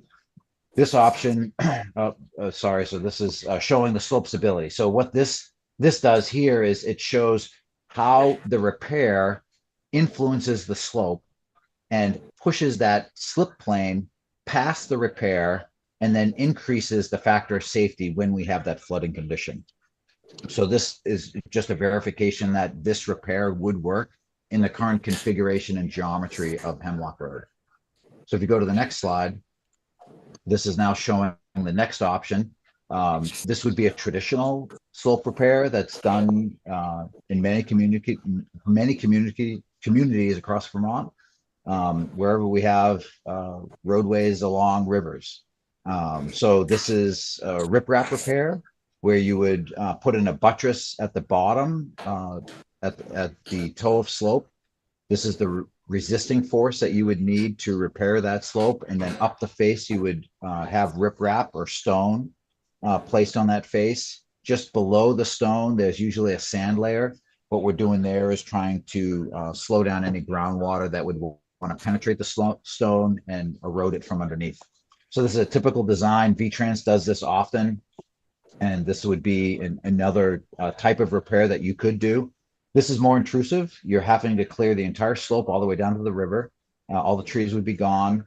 You could regenerate vegetation on that slope. You could what we call grub the slope, put in some topsoil, and then have some small grubbings come in, shrubs or whatnot, grasses to vegetate, so you're not looking at just stone as the repair. But that's superficial and a treatment that you would apply to the face. Again, this is more, has more of an impact. And in terms of constructability, it's a little bit more, right? So access would have to be down to the toe. Access at the site is very difficult. Getting trucks in there would be somewhat problematic for a contractor. There's not a good place to turn around. And to do this repair, there's excavation that would be involved on the face. So you'd have a lot of dump trucks going back and forth, probably having to back up all the way from Route 5. Anticipated cost right now is $850,000, and that's probably with a plus sign. It's probably somewhere north of that number. So if you go to the next slide. Next slide is actually do nothing approach. It's actually monitor the slope. So it's not uncommon with roadways cut into a hillside with a water course down at the toe that we do see movement of soils with precipitation events, especially large precipitation events. So one way to move forward with this would be to monitor the slope. Right now it's been somewhat healed. I heard, I don't know all of the details in terms of like who did it and when, but we do know that some folks came in and put some fill down and sort of filled in the crack and sort of re-leveled the roadway. And as far as I know, there hasn't been any additional cracking or movement vertically down along the shoulder. So this would lend itself to a do nothing and monitor over time. So that would involve maybe another regrading of the slope, of the roadway itself, putting another top course on there, regrading, creating a crown, making sure we have good drainage, installing an inclinometer, which is a vertically drilled hole, which we would install a plastic pipe. That pipe would get grouted in place. The bottom of the pipe is down to the denser sand and gravel layer, and that point is considered point zero or no movement. So it's well below the toe of slope elevation wise. That would be our point of reference, and we would stick an instrument into this inclinometer hole or pipe, and we would monitor with an inclinometer the movement of this pipe horizontally over time. So an inclinometer is a device that measures inclination. It measures actually an angle. It's done by accelerometers in the instrument itself. And the instrument has a certain dimension, and it measures an inclination of the instrument versus depth. And you can, over time, measure the shape of that pipe and be able to track movement via depth or versus depth. And therefore you can sense if the slope is moving prior to any cracks developing at the surface. So it's sort of like a pre-warning system. In terms of the monitoring, you would front load the measurements. So you would install it, get a zero measurement or an initial measurement, and then you would base all subsequent measurements off that initial. We would measure it, say, 2 weeks later, a month later, space it out to maybe 3 months, go to 6 months, 9 months, a year, and basically look for any rate of change of movement. So this instrument does sense movement prior to it coming to the surface. So it's that pre-warning system, but it does require labor, right? You're going to have to go out there and take these measurements over time. We would also supplement that with some superficial measurements. This is an elementary technique where we would stick grade stakes or witness stakes. We would put those witness stakes parallel with the slope profile in a straight line, basically a string line, and we would monitor those stakes at the time to see if those stakes get out of horizontal alignment with the slope over time. And that's, again, another pre-warning system to see if the slope is actually moving. We right now recommend a year of monitoring, and if movement is observed, then we take the next step, which would be either options 1 or 2. So this is a potentially a good choice because it allows monitoring of the slope. Potentially the slope itself is healed and will not move in the future, but it does come with a risk, right? And that risk would be, okay, the next July 10th storm, if we get that volume of water or greater, could you get additional movement of that slope? Yes, you could. But is it possible that that slope doesn't move in the next storm? That's also possible. This type of analysis is, obviously there's science behind it, there's engineering behind it, but we're also dealing with materials, right? We're dealing with materials that have heterogeneous properties. So on environmental conditions, the response of the slope will change over time. But with the monitoring program, we will be able to. That's me. I hear a lot of feedback. Sorry, that was me. That's okay. That's okay. So in terms of a monitoring program, we would be able to adjust, meaning if there is a large rain event, say an inch or more of water, we'd be able to go out there the next day and say, hey, did this storm affect the slope? And then be able to adjust moving forward. So in terms of a decision, this would allow the town not to spend $650,000, $850,000 right away with a design and construction that is a set cost. Like, you're going to expend that or more to fix this slope. If you go with a monitoring program, there's potential to not have to do anything. But is there potential to have to do something down the road? That potential still exists, right? That's the risk portion of going with the do nothing and monitor the slope. I know there's been some discussion about FEMA funding. I'll let Brendan get more into those details. Again, we're presenting this from a technical perspective. You can go to the next slide. And now.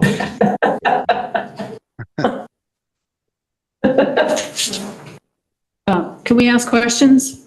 Yeah, this slide is that's the intent. Let's hear any questions and any more information that you folks need to help make the decision. Yeah. Yes. Okay. Well, let me just add one more piece of information here, which may answer questions or not. So the FEMA piece is kind of an unknown right now. We've been told that this is probably an eligible project. It's an eligible event, certainly. There is a time window for the FEMA, and that's like the year. Chris Coffin is on. He can maybe fill in some of the blanks because he's had more direct interaction. So if we do go with option one, I guess the risk there is that we go past the FEMA window where we can then claim that we want FEMA's assistance for reimbursement. You mean 3? For 3, sorry. Long-term one, Yeah, so if we monitor the, the benefit there obviously is we're not expending money, we're studying to see what's happening. The downside of that is if we don't act within that FEMA window, we may lose that opportunity to be reimbursed. So I think that's an important part of our consideration here is the cost and what that would do. So this is Jane. I'm the owner of. Jane, can you hold? Yep, hold, please. We'll get We to have a you. process of kind of working through questions. So it goes to the select board first. Okay. and then the We're audience. going to go through the select board and the other folks, and then we'll get to you. But we'll Okay, get back to you. thanks. Okay, Mary. If we did go the monitoring route, would the monitoring be able to be started during the winter season, or do you have to wait until spring? So for the Did you hear the monitoring, question? It's like could the monitoring, if we decided to go with monitoring, could it be initiated soon, like during the winter or not? yes. Okay. The short answer is yes. There would be some coordination that would have to happen, meaning we'd have to get the drill rig back to the site. We'd have to install that vertical plastic piece of pipe, called an inclinometer, which allows us to install the inclinometer probe and cable into that pipe and then monitor long term. So yes, it can be done in the winter, but it's not something we can do tomorrow. We'd have to schedule that portion of the work. Okay, thanks. These guys. Can I just ask, it may be irrelevant, but do we have any idea about what part of the area was most affected by the rain and caused this? Or is it all just of a piece? So that's obviously a great question in terms of like, well, what was the cause here? So we did look at sources of water. So we know that the July 10th storm, affected slopes all across Vermont. It mostly focused in Montpelier and Barrie area, but there are areas all over Vermont that were affected. Very similar to Tropical Storm Irene, but it seemed like this storm was more concentrated in certain areas. So for this site, it's specifically, we do believe that there must have been some source of water up from Waterman Hill Cemetery. There wasn't any obvious signs of water gushing down the hillside, but there potentially could have been infiltration in that field, a large volume of infiltration in that field, which again, we believe caused groundwater to rise in elevation and then exit toward the Ompapinoosuc River. So that right now is our reasonable explanation in terms of why this section of Hemlock Road decided to fail. But to be honest with you, again, this is earthen materials affected by the environment. It's very hard to go back and forensically say, this is the silver bullet. This is why this section of road failed and other sections did not, or other roadways in Norwich didn't fail. Obviously, we know that there was a partial failure on Route 5, so it's not unique that just this one section of Hemlock failed. It's sort of it's very hard to predict why it happened at this section, but the only reasonable explanation, it's related to the July 10th storm and groundwater infiltration. So I don't expect you to have a watertight answer to this, but if it were you, would you do any investigation of the cemetery? So we actually had some internal discussions about like, hey, let's try to figure out which way groundwater is flowing and the hydraulic conductivity of those soils and what would be the likelihood of this event happening again. Short answer would be, if this was a university research project and we had unlimited funds, like let's put in a bunch of wells and try to figure out where the groundwater is going, and then watch how that groundwater is affected by precipitation events. That's really not something that's sort of feasible. So, because of the financial aspects of that. So, I would not look that hard to Waterman Hill Cemetery to figure out like exactly why this happened.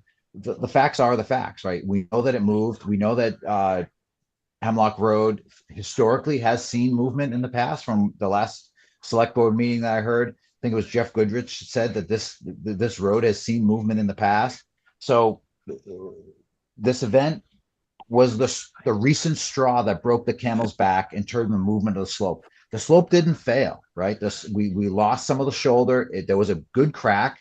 My observations when I was there, the crack was already healed, or somebody already filled it in. So I didn't get to see. Luckily, that Stantec was there and was able to document all of the conditions right after the storm. That was a significant crack. There was some movement there, but the slope didn't fail, right? The slope did not give way. We did not have this large global instability of this space. So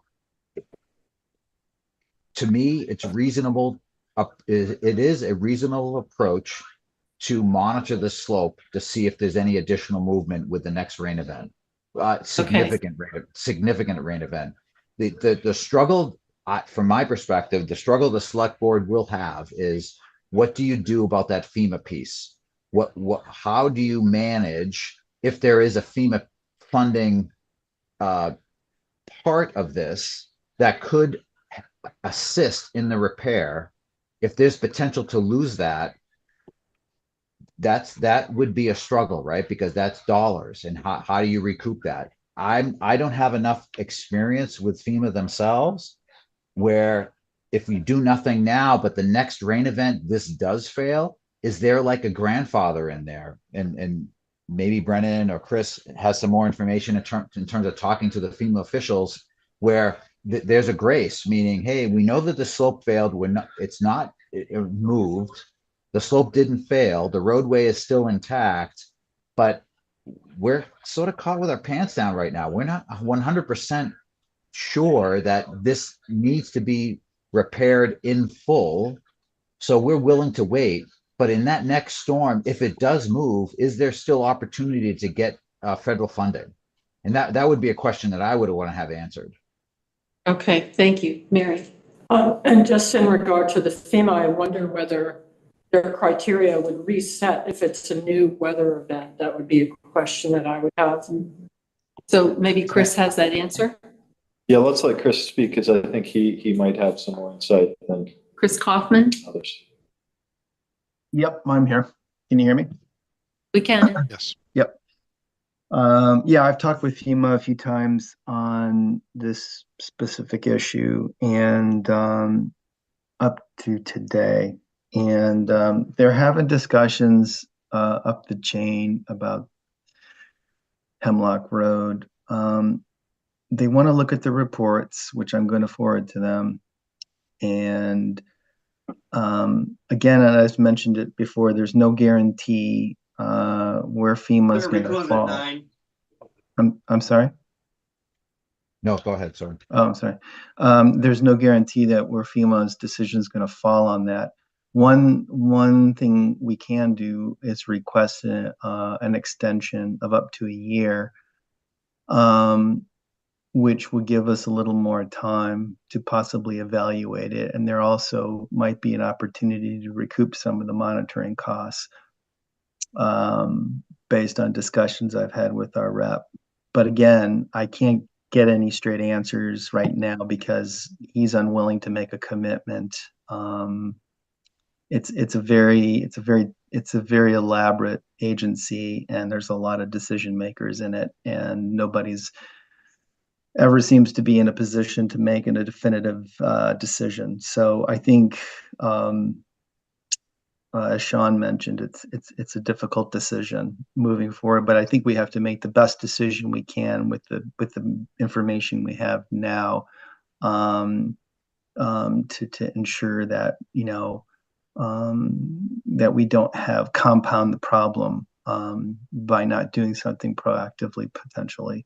But to answer your question, I'm hoping that over the next few months, we can get more clarity from FEMA. And Chris, Mhm. can you tell me, do you have any sense of how long the request for an extension can take? Because I can imagine that taking a year. Yeah, they're very slow. I mean, yeah, I will tell you right now, I haven't even gotten through all the sites that we had impacts with. I'm still answering questions on a couple of small sites. I've been answering questions. It goes from the group in Puerto Rico to another group somewhere else in the South Atlantic states, and each piece of FEMA gets a chance at asking lots of questions. So I'm continually modifying and answering questions. And this is for like, $5,000. So you can well imagine what it would be like for something of this magnitude. So, but I am hopeful that once I submit this data, that, I would, depending on what we decide, ask for an extension officially, as much extension as we can get. Okay. Any other board, Priscilla? Maybe this is very brash of me, but it seems like we're not 100% sure we get the FEMA funding anyway. $20,000 is so much less than $650,000, and sounds like a pretty good option. And it might be that we don't need to do anything beyond that. And even FEMA money isn't really free money, because, we all, this comes from somewhere, it comes from the taxpayers. So it sounds to me like the $20,000 option, we monitor it for, I love his language, it's healed and the slope did not fail. This may be more stable than we think. And I'd say, well, let's go with the monitoring and see what happens instead of waiting. I mean, it's torture what Chris is going through with FEMA anyway. Okay, I was just gonna. Let the resident on the road speak. Miss, you have to wait until the board is finished. I promise I will call on you. Can I ask one question? Yes, Roger. Yes. So if you monitor, and of course there's a storm event, there's no guarantee then that it's not like you come back and say like, oh, let's choose the 650 or the 850 option now that something has happened, right? So if a storm event does happen while we're in a period of monitoring, we would go through this process again, or how much can we draw on this work for a possible future event? Like, can somebody sort of entertain that theoretical? Do you understand the question? Roger, I'll try. Just if I understood you correctly, you're saying if we monitor something and there's another event and the monitoring shows that we have movement in that slope, do we have to start back at zero and do this again, or are we ready to jump into one of the other options that would be remediation? Is that what you're asking? Kind of. That would be helpful to answer.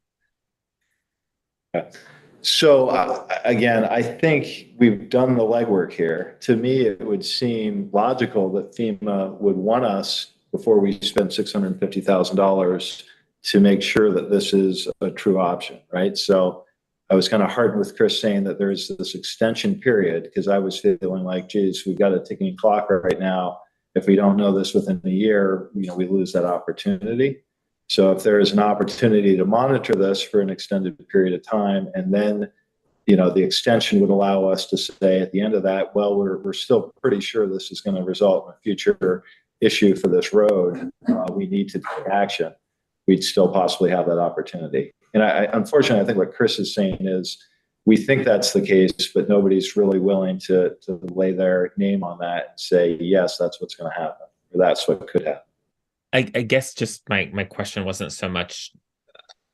My assumption is that my assumption is that monitoring will prove, that no movement has happened, and that it will take a future storm event to do a costly repair. And so I guess my question is, you would evaluate that future storm event on its own terms. You wouldn't necessarily, how useful would any of this work be for a future storm event? Or do you treat all of them as their own, can of worms, and you go back and, you do all of these findings? Or can you say like, oh, well, anyway, I guess it's fine. You're not. Yeah. So I think I can help here. I think I understand. Yeah. So I think what we're getting at is this wasn't like the stability analysis wasn't based on the specific storm event.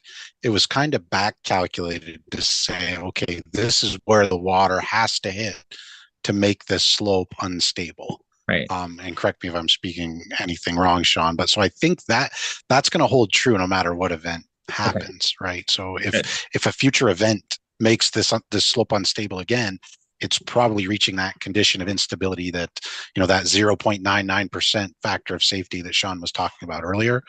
And the inclinometer could give us data for a better repair too, because that would determine the depth of that movement and may adjust some of those parameters for that slope repair. Maybe it results in fewer soil nails, maybe it results in more, but it could potentially be valuable data in making that repair. So I ask all that to say that in the future, we are positioned to act more quickly or from a better position of strength than we had for this storm event. Is that fair to say? So I'll chime in and say yes. Exactly correct. Great. So right now our model is predicting a depth of movement, and that's what that cross section was showing in that semicircular slip surface. Yep. We don't know for a fact that the soil moved at that depth. The only observation that we have is the crack along the shoulder. That's the only observation that we have. So we made our model fit that geometry, and then we know that the toe had seen no movement. So at some point, that slip surface has to exit out the face. So potentially in this storm that would just pass, the slip surface never exited the face. There was never this mound of soil that has moved out. So an inclinometer and the data and the collection of data would be able to prove out that this model is is accurate based on additional data. Okay. So it would not be time and money spent lost by collecting this information. And there is a potential to say, well, the next storm event actually never got down to that deep. And this movement was all superficial, meaning the roadway itself just settled a little bit, and the subsurface soils, that sand and the sand and gravel layer, actually never moved. Okay. We can only model based on the input that we have, right? So we have soil data, we know the strengths of those soils, and then we have this model which evaluates the driving force, which is the weight of the soil, and the geometry. What is that angle of the slope that goes down to the Wampanoag River? So those are the input parameters. If we can add data to that input of the model, which would be vertical movement, meaning movement versus depth horizontally, then we can assist the model in terms of predicting what will happen. Okay.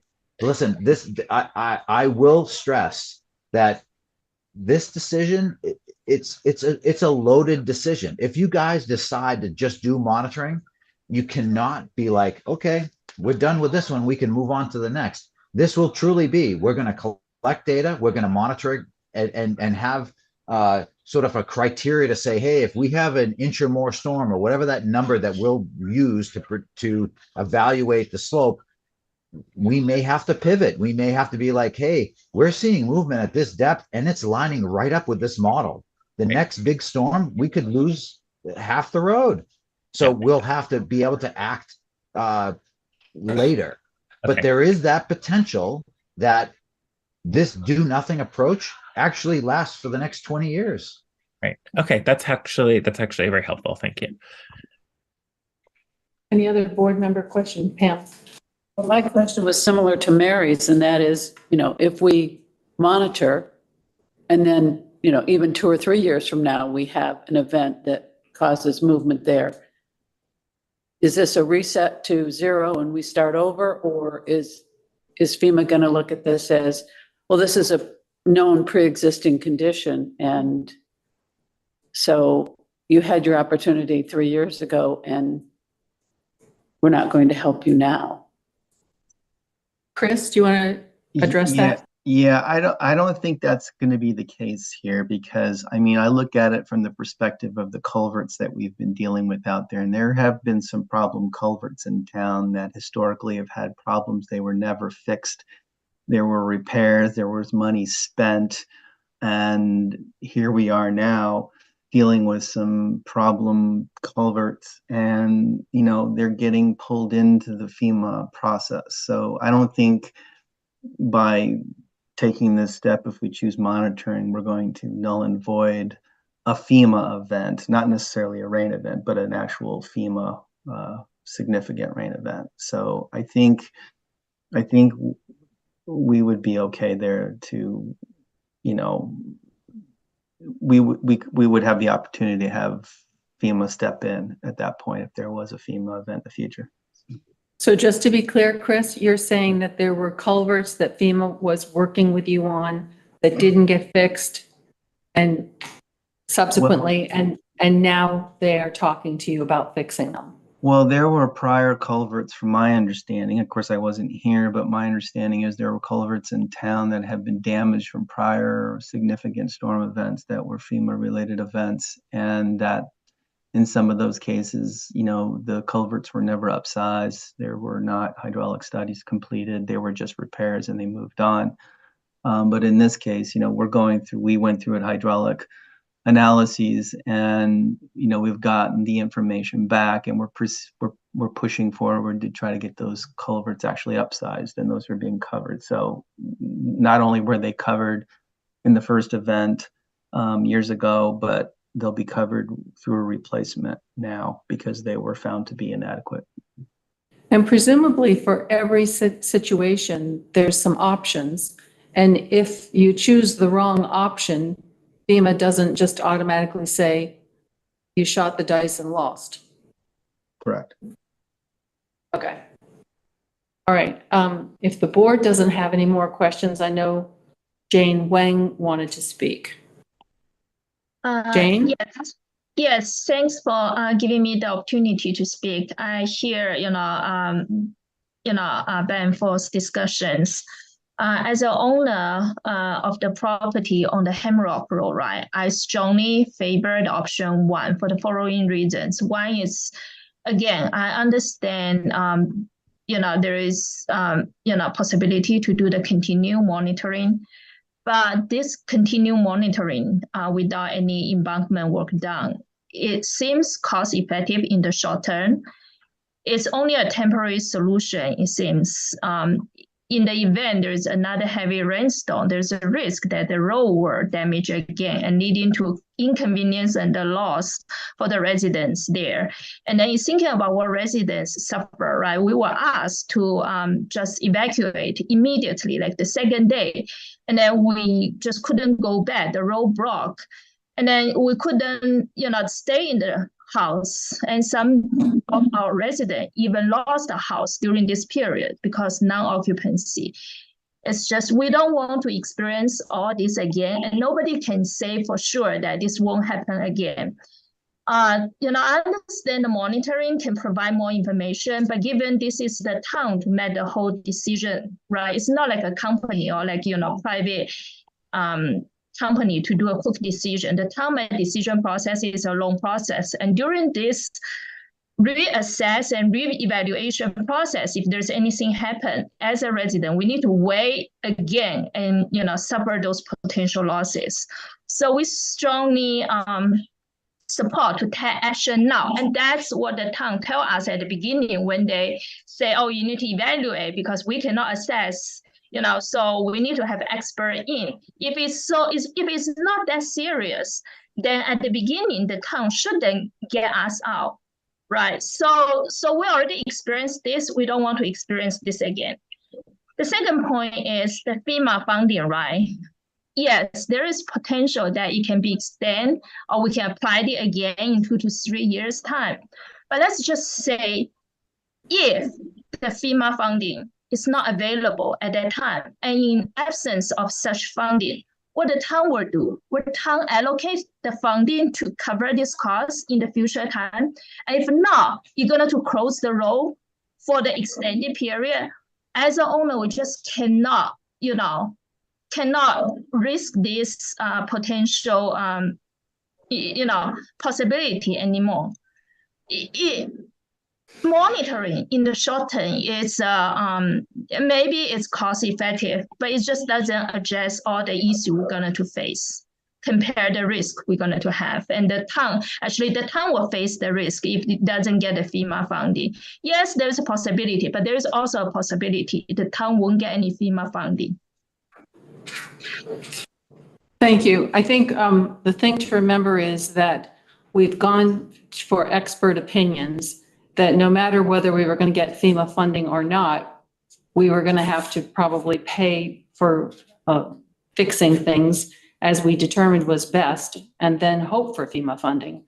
So at the moment, we've got a recommendation for the third option from the experts, and so we have to weigh that. Would you like to speak? Yes. Come up.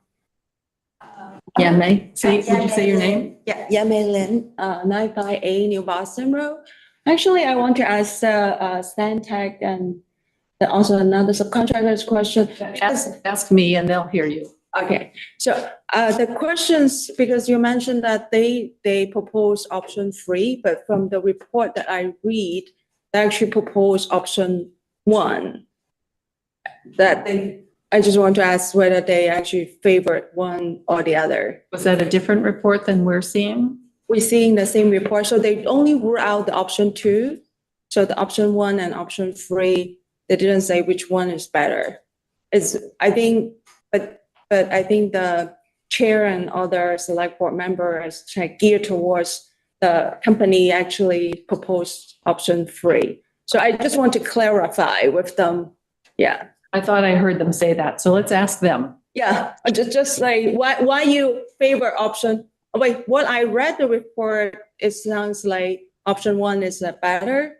But if we don't have money, then we just have to do option 3. That's what I read the report. So I just want to make sure we actually have the same understanding from the expert. Okay. Experts, would you like to answer? So I can chime in, Israel.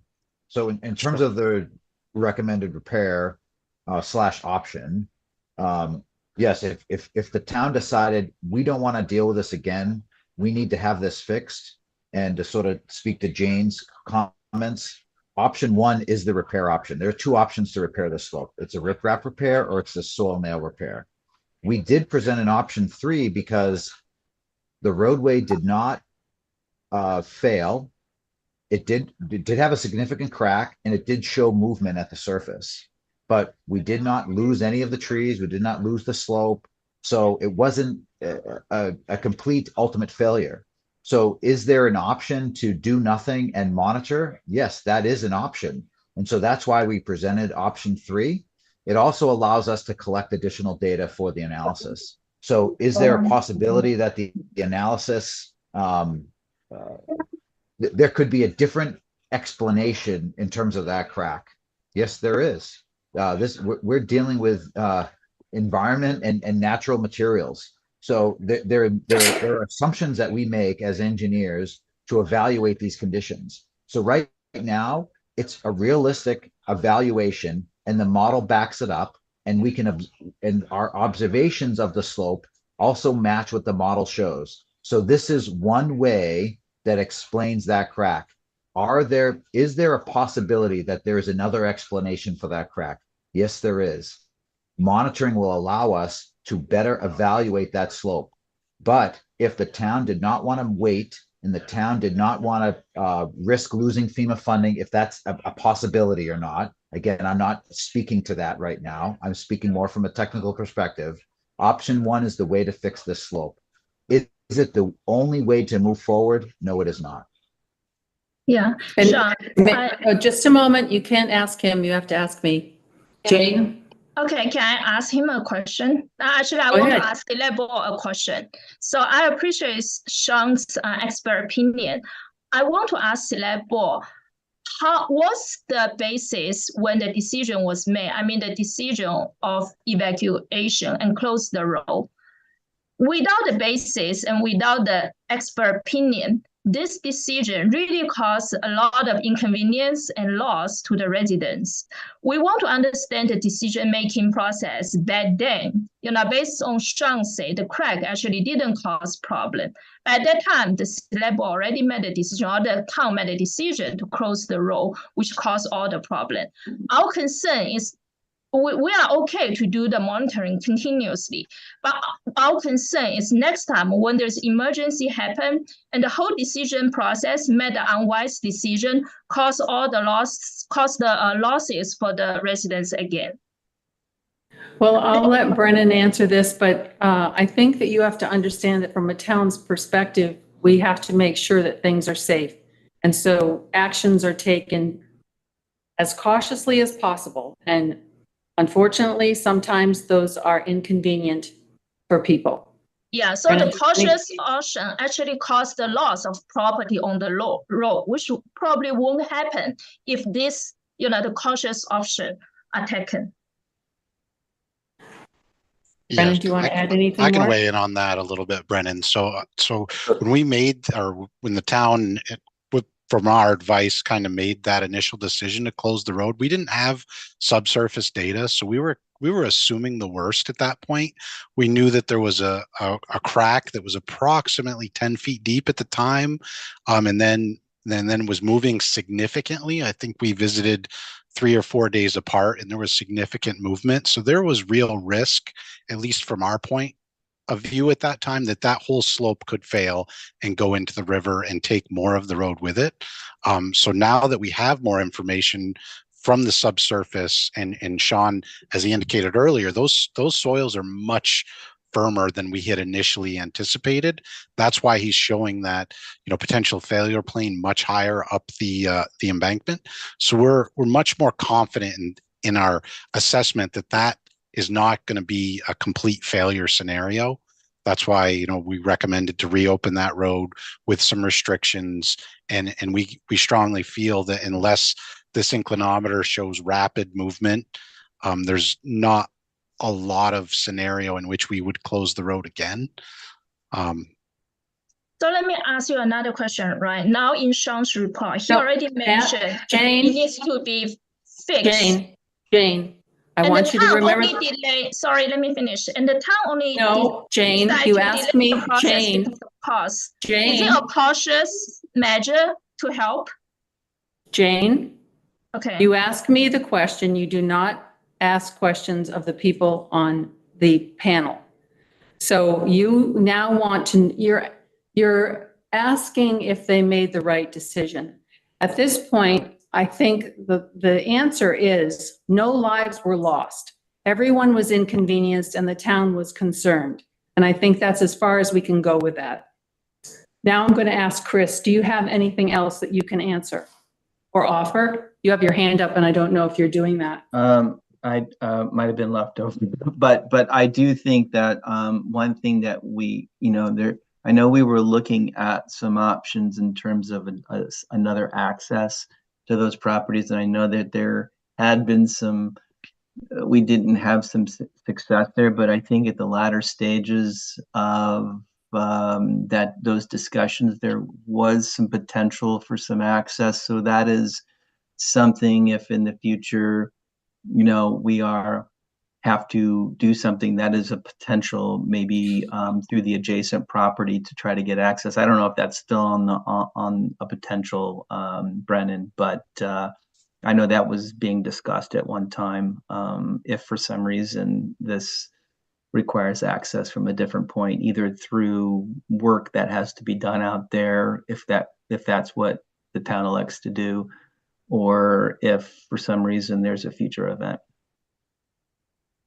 Might not be able to answer that right now. No, I don't think we've had any further discussion on it. I see Sean has his hand up. Yeah, and Sean, I wanted to ask you, would option 1 and option 3 be incompatible?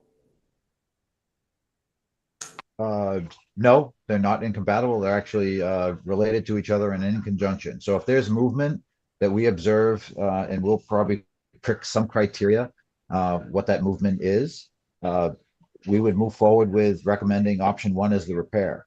So I do want to comment on Jane's comments and just give a little background in terms of what we as professional engineers in the state of Vermont have to abide by, right? We have a code of conduct, and it first and foremost, it's the protection of the health, safety, and welfare of the public.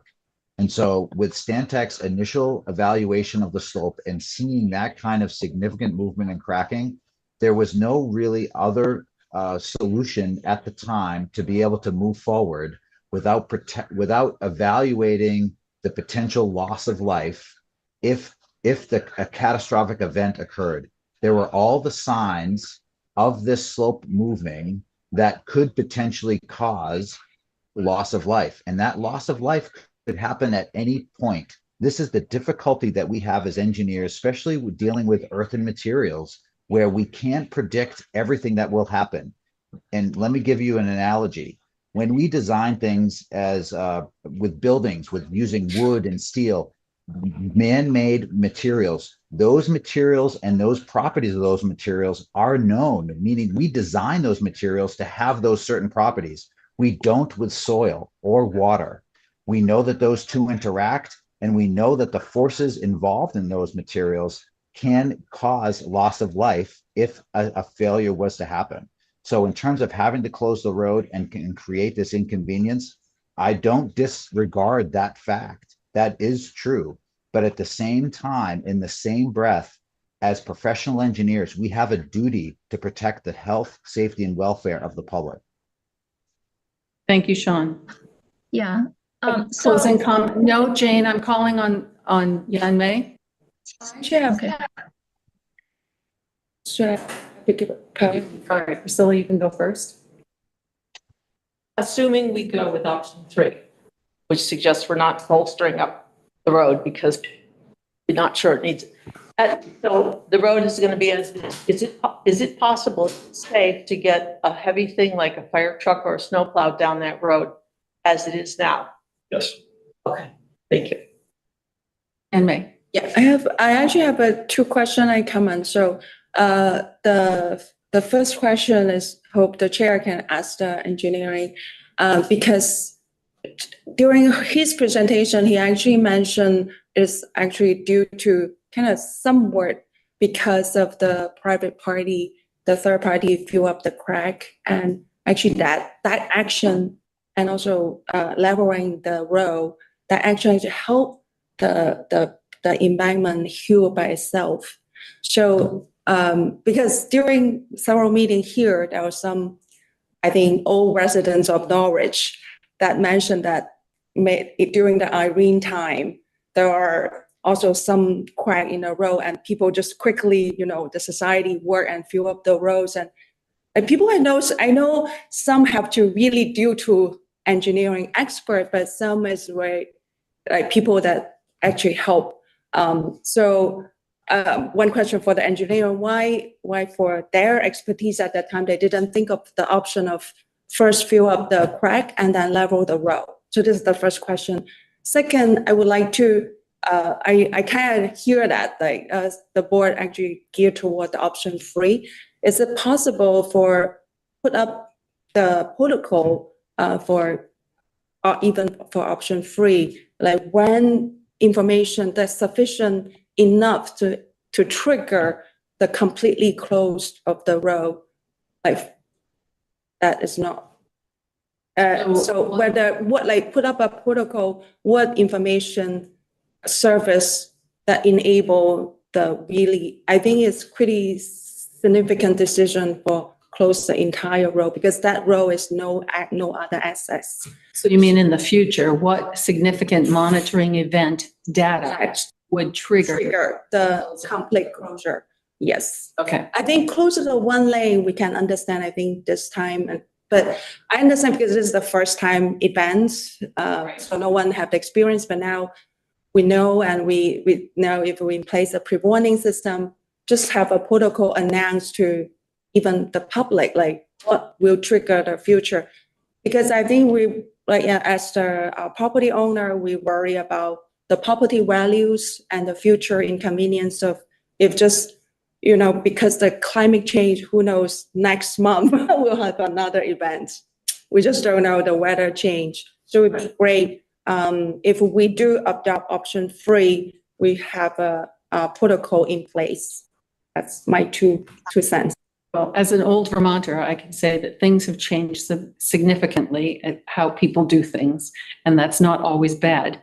I'll turn to the experts, and do you have an answer for how or what level of activity would trigger a recommendation to take action if all we were doing was option 3 monitoring? So I can chime in on that one. So without doing further analysis off the top, I would say if we saw an inch or more of movement versus depth horizontally, we'd be starting to recommend option 1 as a repair. Now, if we saw no movement versus depth and we only saw superficial cracking, we probably wouldn't move forward with option 1. And we'd start looking harder at just settlement and movement of the superficial soils at the roadway. Again, observationally, we have a crack that widened during the July 10th storm and was deep. Israel mentioned a 10-foot depth. It wasn't a couple inches. So if a crack occurred and had a 10-foot depth to it, that's significant movement. So right now, that's what I would say. If there was an inch or more vertically, meaning below the road surface, horizontal movement of an inch or more, we'd have to start looking at option 1. The second question, I think, was related to what would trigger the road closure again. If we had an event that created the same conditions, identical or very close to where that original crack was, I would not say that the road's being closed. Now, if that crack all of a sudden went into the center line, that's a different story. Now we have more movement. I will say this about soil. Soil does not strain very well. Meaning if you had a piece of steel and you bent that steel, if you don't go beyond the ultimate strength of that steel, the steel would go back to its original shape, right? You could bend a piece of steel, let it go, the steel would go back to its original shape. Soil doesn't do that. Soil doesn't have that opportunity to do that. Soil does not act in negative tension. So once you start to move the soil, you reduce the shear strength, and we have now a residual strength. After every event, it gets less. The condition will continue to deteriorate. There was one comment about why didn't this town right away heal the crack or seal the crack up?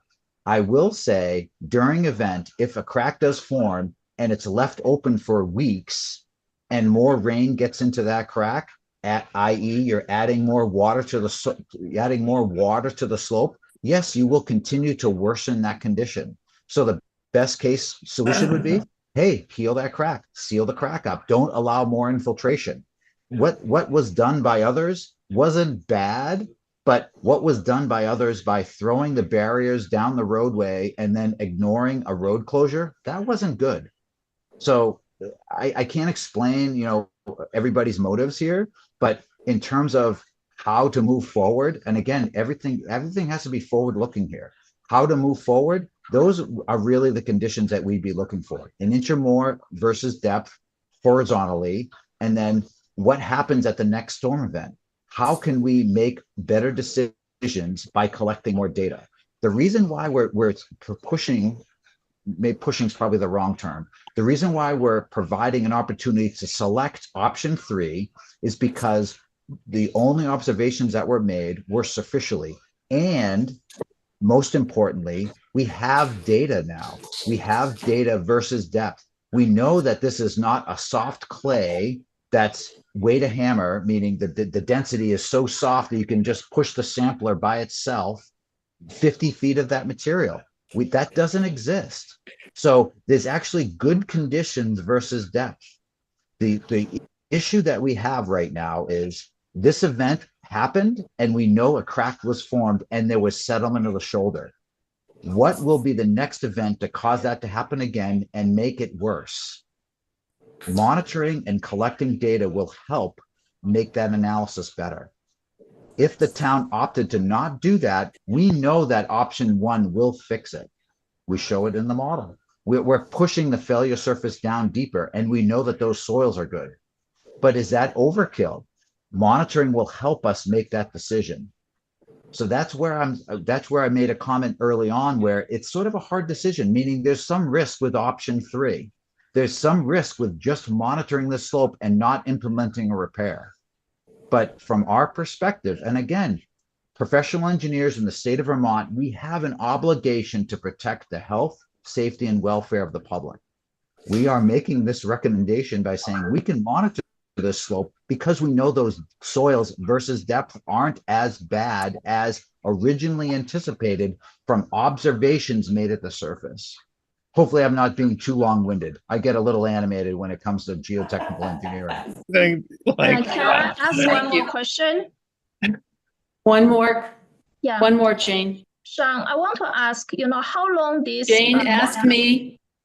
Okay, I want Ask to me, ask. Jane. Okay, I want to ask how long does this monitoring process will last? Like 1 year or 2 years?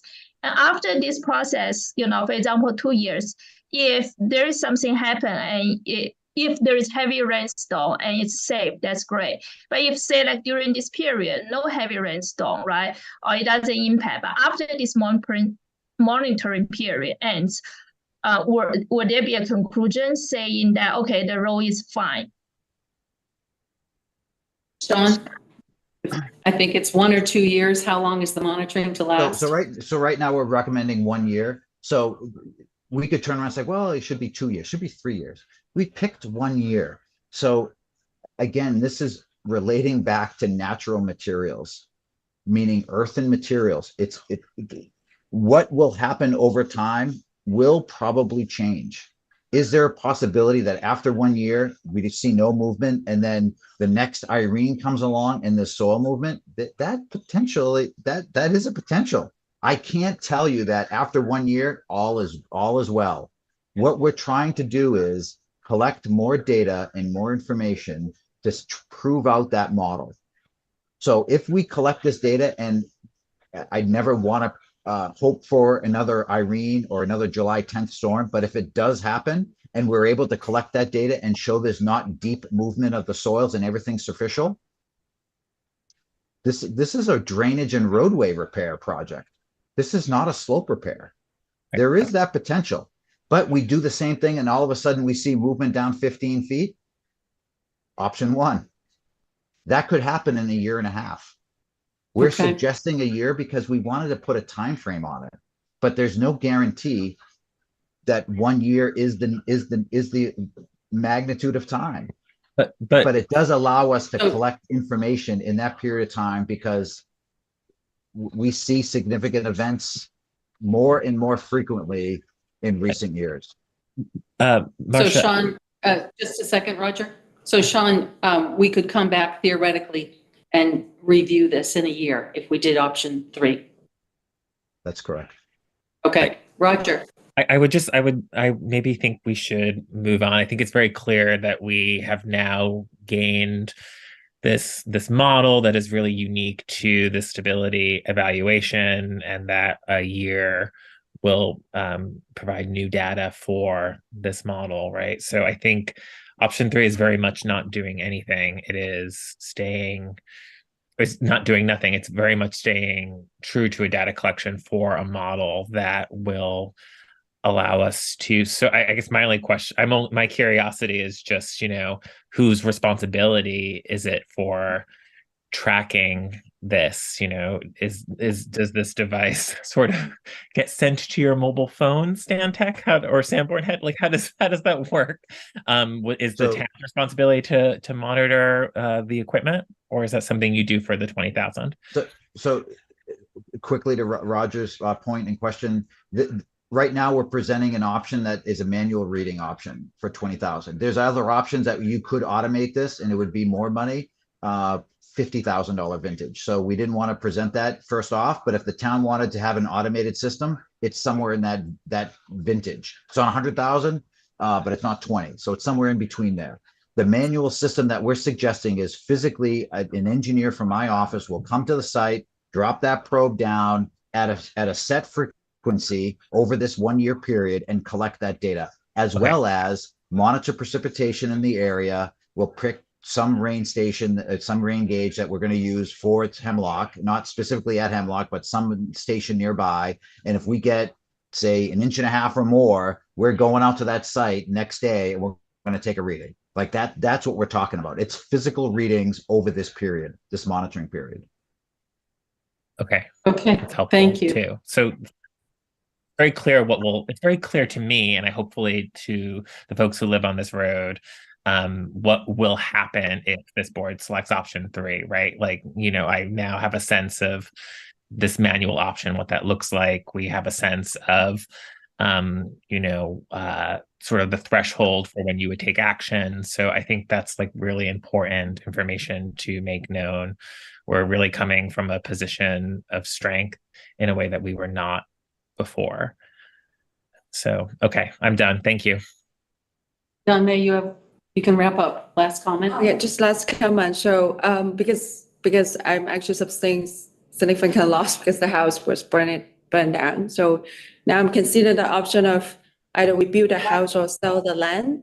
So is it possible, whatever select board come up this decision that make a public kind of announcement for the residents on the road about the next step, like if it's a 1 year monitoring, what the scenarios are and what's the current road condition, it's kind of more public announcement that the road is actually has no slot failure according to the expert. It's just surface failure, but now it seems like I hear that they'll put the monitoring plan in place, so the town will have a public notice on condition of the Hemlock Road. Typically, what we would do is it will be in the minutes what the decision was and the reason for the decision, and that would be public for everybody, and you can print it off and show it to buyers. All right. Can I ask one more question? So last one, yeah, Jane, last one. Okay, thank you, appreciate that. So personally, right, I don't agree with option 3, as I mentioned many times. It's like a saw hanging on top of my head. We need to constantly monitor this, and it could come back again, still fixed. But if that's select board's decision, I feel it's just keep the can down the road. But if that's the select board's decision, I want to ask during this monitoring period, how, as you mentioned, like the snow cleaning and every municipal service, will you go back to normal? What's the arrangement? You mean plowing and that sort of thing? Yeah, snow plowing and everything. And then, for example, if we have garbage trucks, can we have a garbage truck come in? What would be the plan there? Yeah, we heard earlier that there's full service, right? Brennan, you can. Yeah, with the 1 lane that we have currently installed, I think any vehicle can travel on that road. So there's no preclusion who can come in and out. Okay, so the municipal service will go back to the road, right? Yes. Okay. Yes, snow plowing and service of the road will continue. All right, ladies and gentlemen, are we ready to have a motion? Go ahead, Mary. Let's have a motion, then we can final discussion. Okay. I move to accept Stantec option number 3, titled No Bill with Monitoring. And the amount of $20,000, is that correct? Yeah. $20,000. I would second that. Second by Pam. I'm sort of tempted by option 1, if it would be a solution, but I'm not sure that it would be a solution. I mean, we're told it would be, but I mean, anything can happen. So and then I was thinking maybe option 1 and 3 at the same time, but that might be overkill and still might not be enough. Does anybody else have anything they want to offer? I was wondering if we might want to, maybe a friendly amendment to the motion saying $20,000 for a year with the possibility of extending the contract. Okay, so for a year with possible contract extension. Yeah. I also think it's actually great that this would be manually monitored because, you know, the little remote machines can tell you some things, but there's some things that are best observed when someone's actually walking on the road and looking at it, so. I would accept your amendment. I accept the amendment. Thank you. Can I just ask, Sean, how often does the monitoring happen? Yep, so we would develop a schedule. The schedule looks something like this. So the initial installation, shortly thereafter, a week or two, we'd come back and take an initial reading. After that, we'd probably come back 2 weeks later, a month later, 3 months later, 6 months later, 9 months, and then to a year. Something like that. The reason why for the compressed schedule in the beginning is because we want to see a rate, meaning is there a rate of change that we could predict movement extending larger over a period of time. So it allows us to see what that rate of change is in the very beginning. As we space out the readings, we hopefully see, hey, there's very little movement or no movement, and then we can see that over time. We would also add into that schedule any time that there is a significant rain event, and we pick some 1 inch, inch and a half, some sort of high volume rain event that potentially could cause a similar condition as to the July 10th storm. Okay. That's in that 20,000. Thank you. And Brendan, I'm just wondering if it's feasible for us to continue to investigate an alternate route. Maybe not, but Another road access. Another access road. That's not for answering tonight, but. It's a tough place to get question. to. Can residents also get the monitoring report so we are on top of the scenes, what happened? Sorry, Jane, I didn't understand that question. No, she can get the monitoring reports. Where will they go? Sean? Yeah, or at Sean? least we can notice if there is any emergency happen. Sure, we would be telling you. Sean, those reports of the monitoring, would they go to Chris Coughlin, to the town manager? Yeah, we develop some sort of line of communication. If I'm working directly for the town, it go right to Chris. If I'm working for Stantec, it goes to Israel, and then it goes right to the town. But you know, everything's an email click away. Okay, thank you.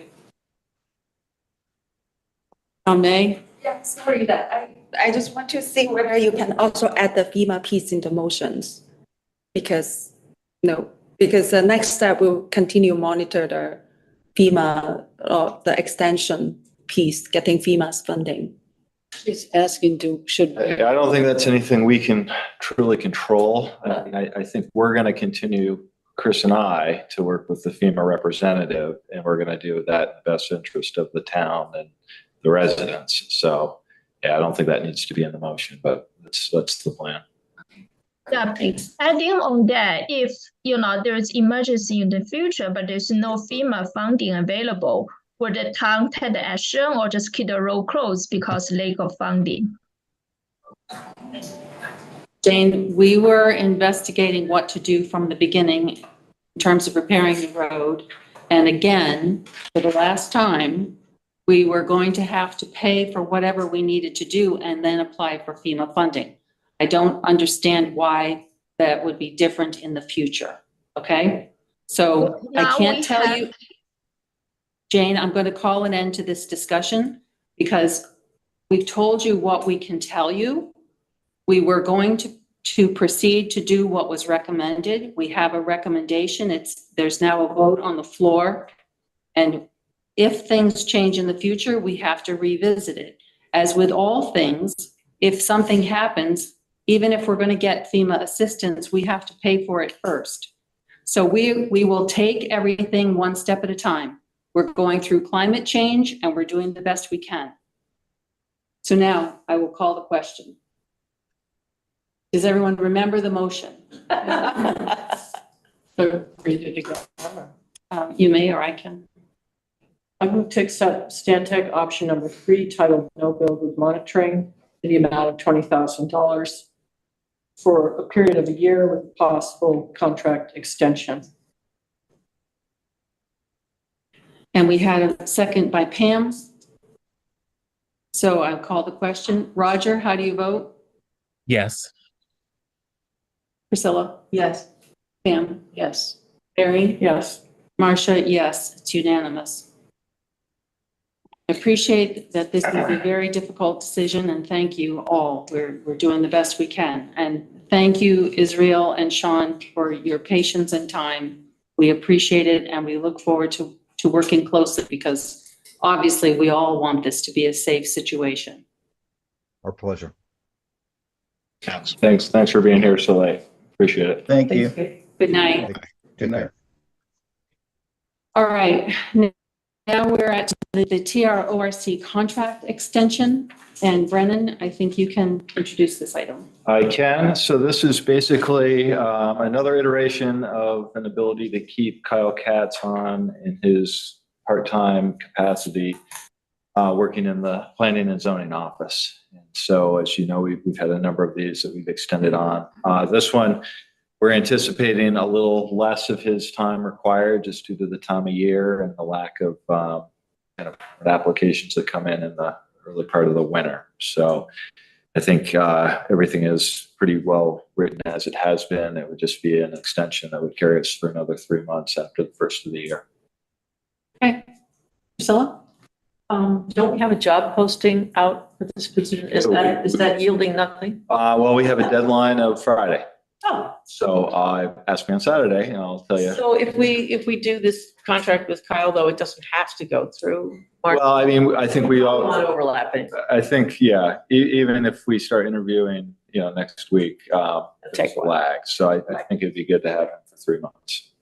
And they're all very much willing to not have him here if he's not needed. So it'll be based on his need as far as the hours used.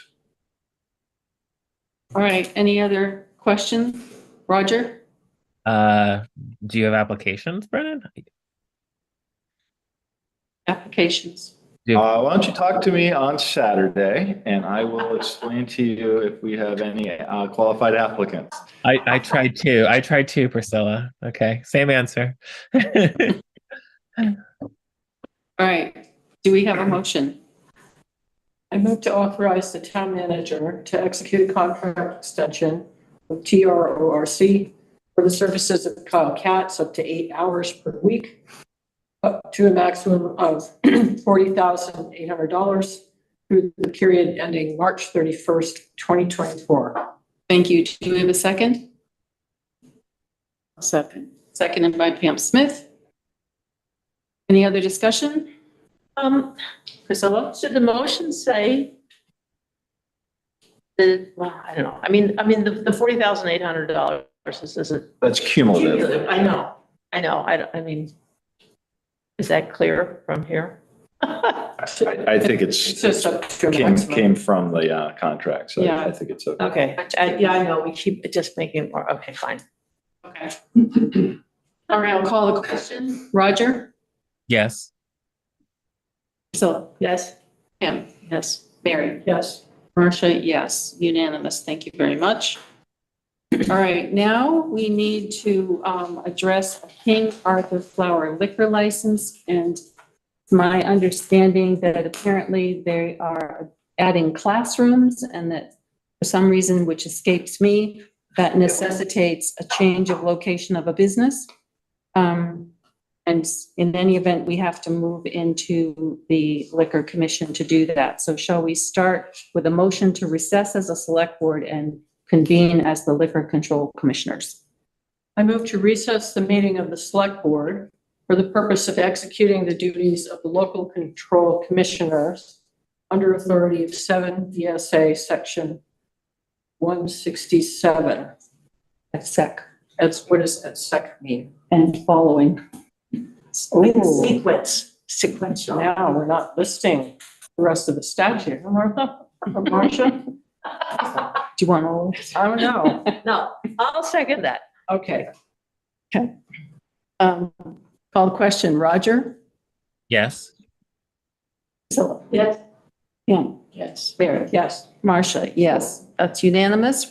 We are recessed at 9:06 PM as a select board, and we are now liquor license commission, or the liquor commission. Norwich Liquor Commission. Correct. So has everyone had a chance to look at this very brief abbreviated thing that starts on page 64 of the packet? I have to admit, I don't understand what they're asking for. They're asking to be able to serve alcohol in their classroom. In their classroom. That's it. Where are the classrooms? And it looks like a change of address, but I don't know what address we're going from, what address we're going to. It's so lousy. It's very confusing. Well, the business address here is on Billings Farm Road, and the classrooms, as I understand it, are on 135-5 South, Norwich. So they've had a liquor license at the warehouse? No, the warehouse is the business, Billings Farm. I bet. The location is 135-5 South, 5 South. Route 5 South. And so I think, I've taken classes there. They're on the left-hand side. Yeah. And apparently they're extending those. And in order to be able to serve alcohol in the new classrooms, they have to have this change of location. And Lily put in her email with the David Hamlin, who is the technician for the Vermont Department of Liquor and Lottery. And he said, if a licensee desires to change the location of a business before the expiration of the license, they have to submit an application to the board. Okay. So Lily has inquired. They're trying to follow the law. There's the statute, which, again, it doesn't make much sense to me, but Lily has inquired. It's just not clear where it's been. If I may speculate, they Go may, ahead, Roger. and this is speculation. I don't want any, I wonder if they're expanding their classrooms to where they previously held retail or where they previously had offices.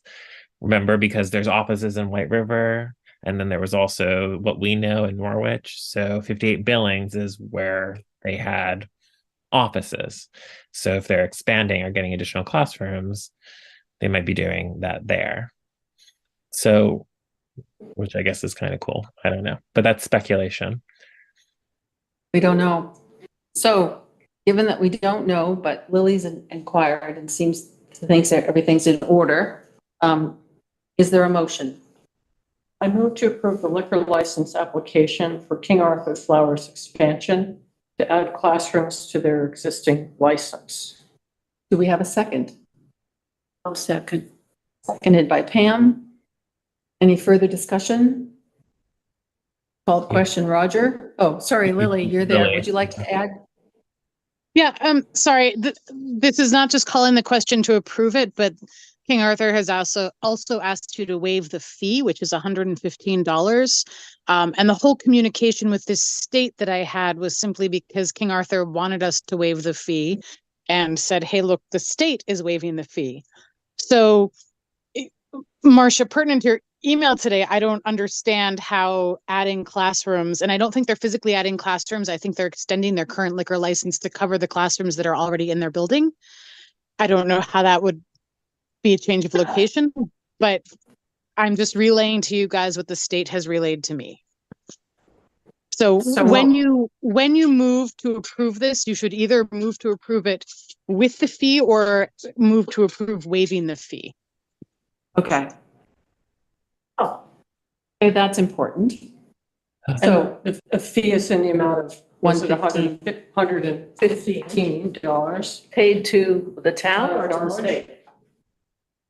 Lily, who gets the fee? The fee. It must be us because we wouldn't have any authority to waive the state fee. Sorry, yeah, so King Arthur would pay $115 to the town and $115 to the state, and the state has said they don't need to pay the $115 to them, and King Arthur is looking to us to waive that fee as well. Okay, would you like to have a friendly amendment to your motion? Sure. And to waive the $150, $15 fee? Why would we do that? We already get property taxes exempted. We do? It's an education center. For the whole campus? They're not on the list of non-taxables. And they're not one of the, It's true, they're not. No, I didn't see them on there either. and they're not one of the ones that are voted by the residents to exempt. Yeah. I'm pretty sure they're exempt, but more speculation.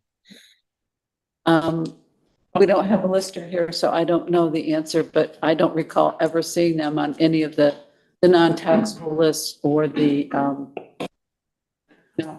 voted. They're not one of the voted. I know that for sure. I looked at it last year. And Pam, you okay with the friendly amendment? I would be fine with it, yes. Okay. So I'll call the question. Roger? Is this so what is the motion? I'm sorry. Okay, I move to approve the liquor license application for King Arthur Flowers expansion to add classrooms to their existing license and to waive the $115 fee. To waive the fee? Yeah, I vote no. Roger's no. Okay. Okay. Priscilla? Yes, but I find it annoying. Yeah. Yes. Aaron, yes. Marcia? Yes. So it's 4-1, it passes. Thank you. Thank you, Lily. Now I You're will welcome. take a motion. Good night. I'll take a motion to close as the Liquor Commission. I move to close the Norwich Liquor Commission session and reconvene the select board meeting. Do we have a second? I'll second. Thank you, Pam. Roger, how do you vote? Yes. Priscilla? Yes.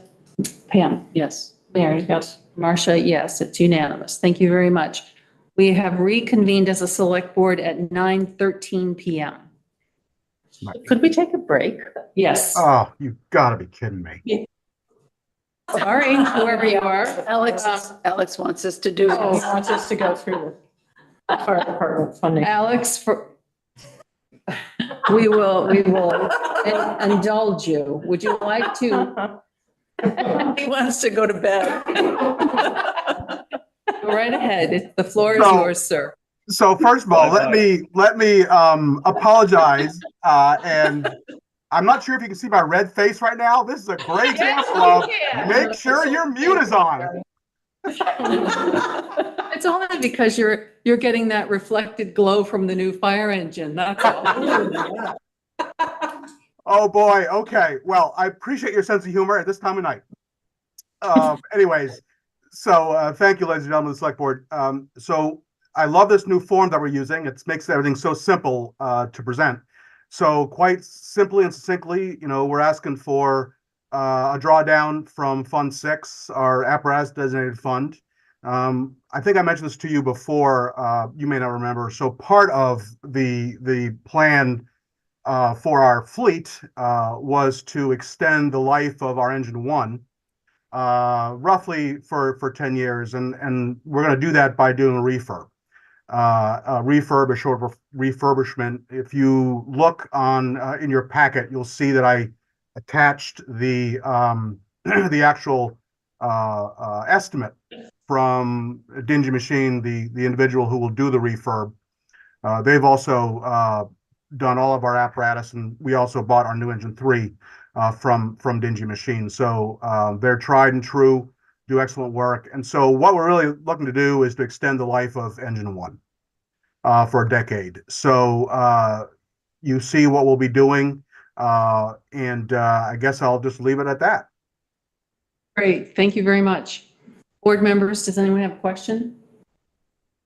Pam? Did we only get the one quote from Dingy, or did we seek other quotes?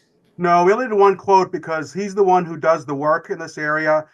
He's reasonable. We have a decades-long business relationship with Dingy Machine. If we had wanted somebody else to do this, we would have had to figure out how to get from point A to point B. Right now, Dingy Machine is in Plainfield, which is much closer to us than, say, other apparatus manufacturers in the state or out of state. So this seemed to be kind of the best way to go. And since we do have a long history with Dingy Machine, specifically with Engine One, we thought that was the best way to go. Thank you. Anyone else? Okay, do we have a motion? Move to approve the fire department apparatus funding request for fire engine number 1 refurbishment in the not to exceed $50,000 from fire apparatus fund number 6. Do we have a second? I'll second. Seconded by Pam Smith. Well, actually, me, Priscilla. but that's okay. Oh, One of the you? P's over There's here. Priscilla. There's Priscilla that time. It's the mask. All right, any further questions, comments? All right, call the question. Roger? Yes. Priscilla? Yes. Pam? Yes. Mary? Yes. Marcia, yes. Unanimous. You're all set. Thank you, folks. Appreciate it. Okay, Good night. Good night. Good night. Yeah, thanks. All right, now I would propose a 10-minute break. Is that too long? What time is it? It's 20 after. 20. Look at the clock over there. 5 minutes enough? How about we go 8 minutes to, well, it just changed to 9:18, 7 minutes to 9:25. 7 minutes it is. We'll be back at 9:25. Get up. Get some juice. You want to turn off the stick after you sit here for so long? For a hot mic? The recording has stopped. I mean to turn that back That on. was classic. Yeah. Ready? It's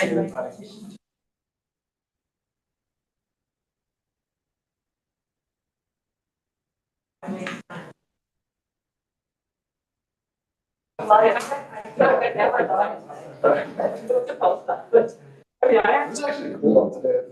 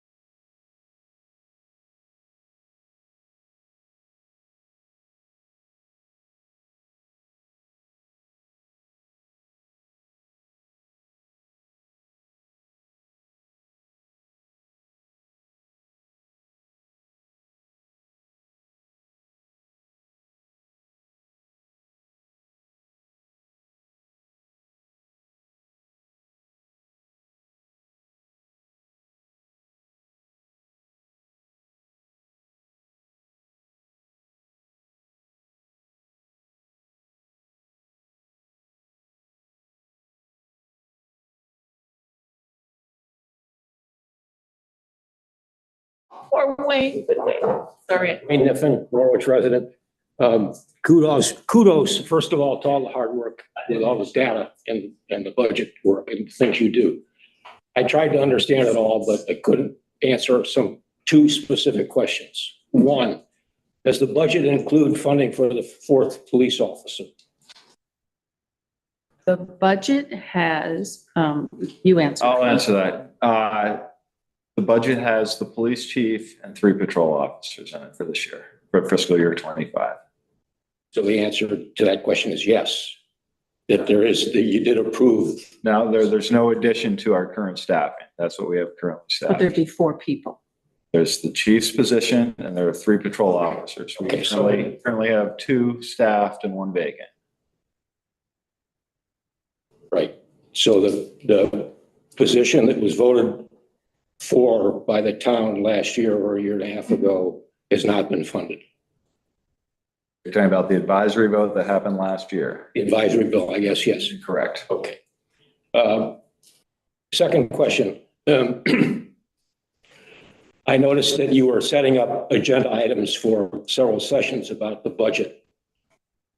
As a citizen, and I'm sure there are a number of other citizens that feel the same way, the police department is still an issue about in terms of who gets funded to do what, salaries, the 4th position that hasn't been funded, et cetera, et cetera, et cetera.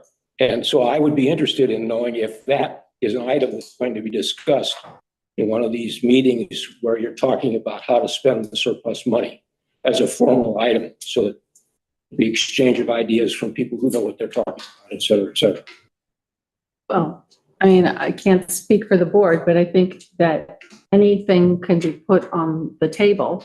But we all always have to remember that we are in this union negotiation. Understood. And I don't mean to be disrespectful, but that is a convenient answer to shut down all conversation about issues involving morale and finance and retention and things like that. I can assure you. I would, as a citizen, I would like to have a little more understanding of what the police chief feels about the budget. Does he feel that they need that 4th officer or 5th officer, depending on how you know, the salary issues in terms of morale and retention, because I still think there's an issue about retaining police officers in Norwich. And if more officers leave, it will be increasingly harder to recruit new officers, et cetera. So I think that's a legitimate problem area for open discussion before there's a final decision made about how to spend the money. And I think I'm not very good at giving advice, but if you could come up with a way of addressing all those concerns and for the citizens of the town to understand then what happens, you will save a lot of louder concern from citizens. Well, I'll let Brennan say what he wants to say about most of that. I'll just say, saying that we're in union negotiations for me is not a convenient answer. I'm sorry. You have to say that we are in union negotiations for me is not a convenient answer, but it is a truth and it limits what we can do. So Brennan, beyond that? I don't think I have anything more to add to it either. Okay. Well, it's not only not a convenient answer, it's a very uncomfortable place that I think we're all in. We would really like to have that settled. You'd all what? We would like to have that contract settled, believe me. Yeah, no, I understand that. But it goes beyond the contract. There's a feeling in the town that the board does not support a police force in Norwich. Now you can have a conversation about what kind of police force do you need, how many people does it take to execute, et cetera, et cetera, et cetera. But unless those positions are put forth in an intelligent way for people to understand why you're not going to fund the 4th position or the 5th position for the police officer, and not address the issue head on, I think you just leave yourself open to a lot of negative comment and conversation, which I don't think is healthy for the community. So I would just encourage you to try to get that information out, i.e. the reasons behind what occurs. And don't use, we can't say anything because it's in salary discussions, because that ain't what you want to hear. So it's, the simplest form of answering it is we're responsible for the budget. The departments come to us and they ask for what they want. Yeah. The town manager is the guy who, you know, is responsible for the police department. The police department came to us and they asked for things which we granted in this year's budget. I think somewhere around $850,000 for the police department. 2 police cars, you know, what they asked for, they got. So that's our job. Got it.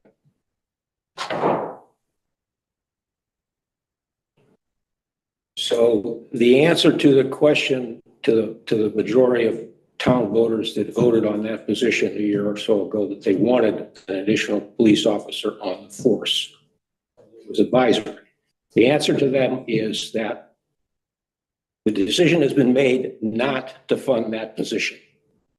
And unless it comes out of the surplus budget, and it doesn't sound like that's an item for discussion based on what I heard tonight. Other areas were going to be brought up and discussed in detail about what, you know, town hall, et cetera, et cetera, et cetera.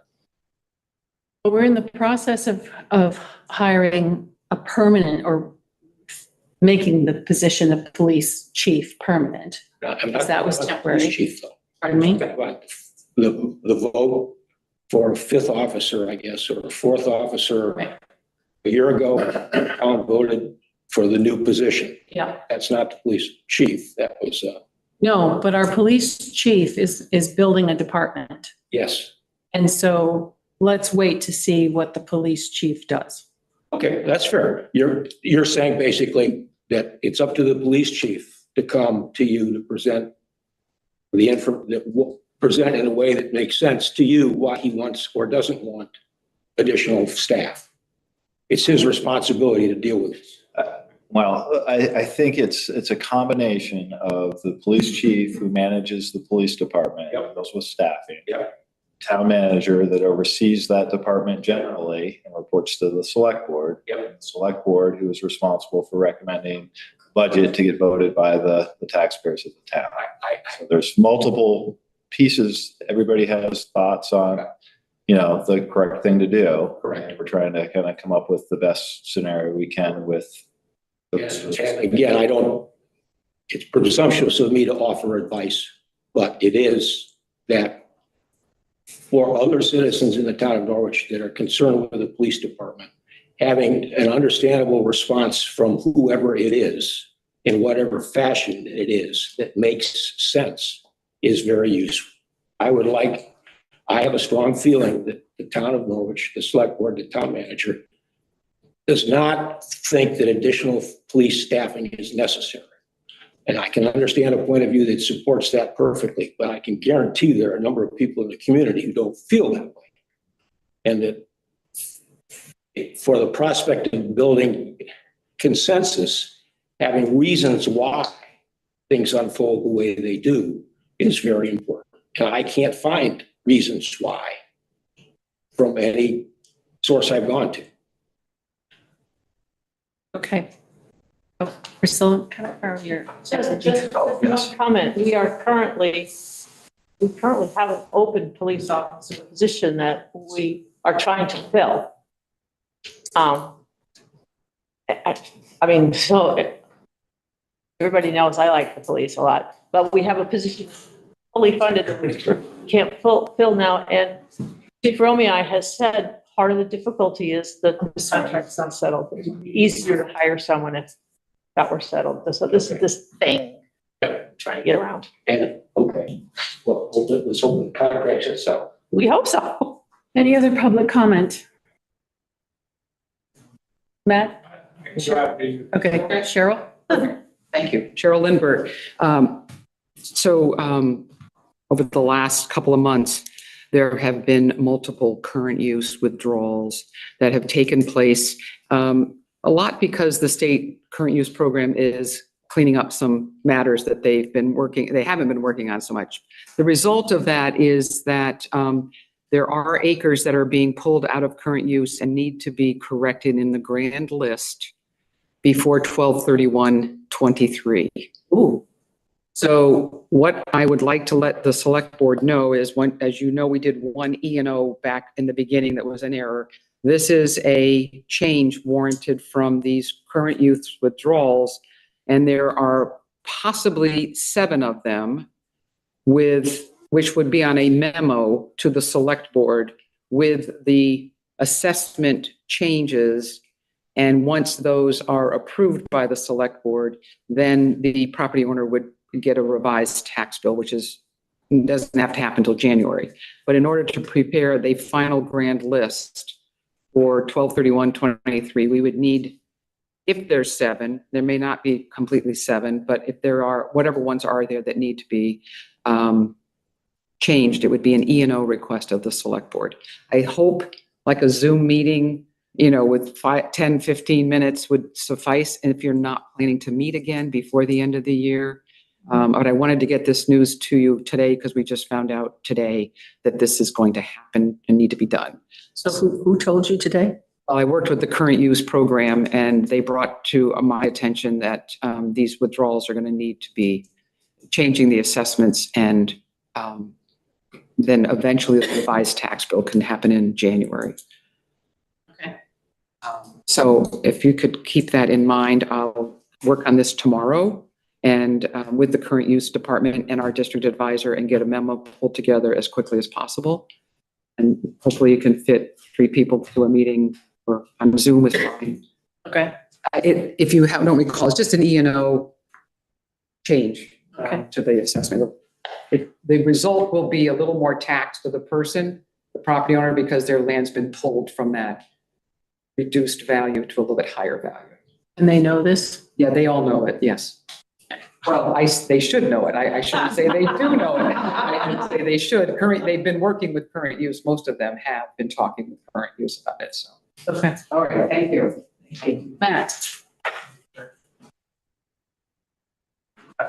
And I appreciate that you're letting us talk. Pam's question about slide number 27 in Joyce's deck that talks about the 10-year capital fund allocation projections by fund, drew my attention to the fact that in Joyce's in her whole plan, after we talked about during budget hearings, and you said, is there anything that the fire department needs? And the chief and I both said, we're really concerned about our ability to purchase future apparatus because of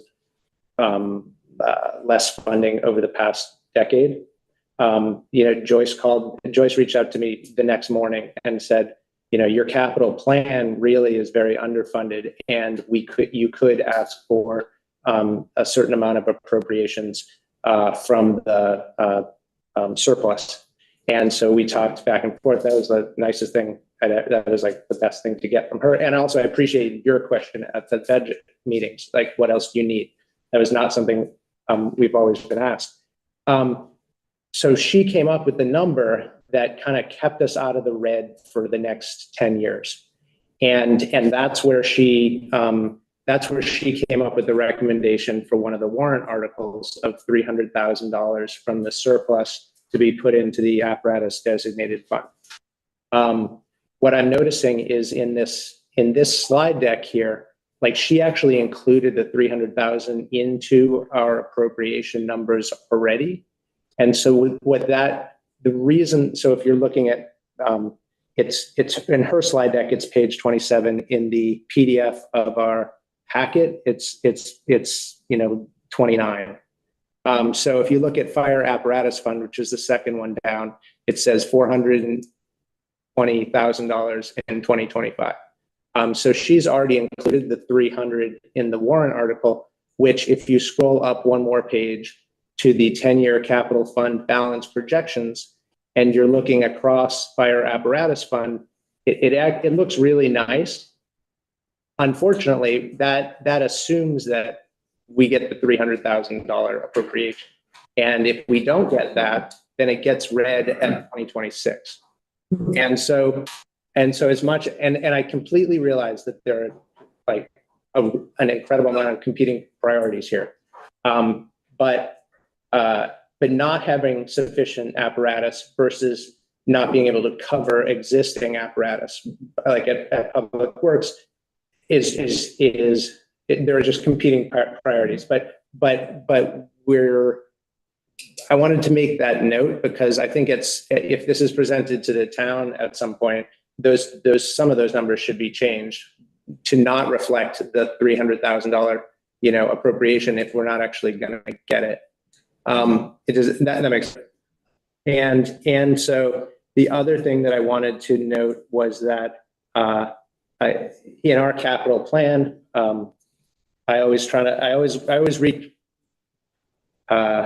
look to other examples of what other people are doing in the area to try to see whether we're on track or whether we're being either outrageously, asking for too much or too little. The Thetford Fire Department is actually a really good comparison, and so I use that for checks because Thetford it's a slightly smaller town. It has a smaller tax base, but it runs a fair number, almost the same number of calls that we do every year, and it actually has almost the same apparatus that we do, where they have an extra engine. We have a used ladder, so those two things are like a one-to-one comparison essentially. So they have a similar replacement value of all their apparatus of like $2.5 million or something like that, and we do too. We have a Chiefs car, so it's a little bit more expensive. When I talked to Chad about what they've done over the past 10 years, their select board we basically in 2014, our apparatus fund and their apparatus fund began together at like $62,000.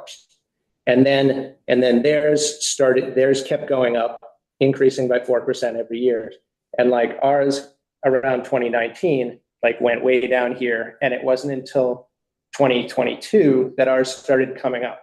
But the difference between what they had accumulated over 10 years and what we had accumulated over 10 years, it was very funny that Joyce basically called me and said, you need about $300,000, because the difference is actually about $400,000 between those two things, comparing the same sort of towns and different ways of savings.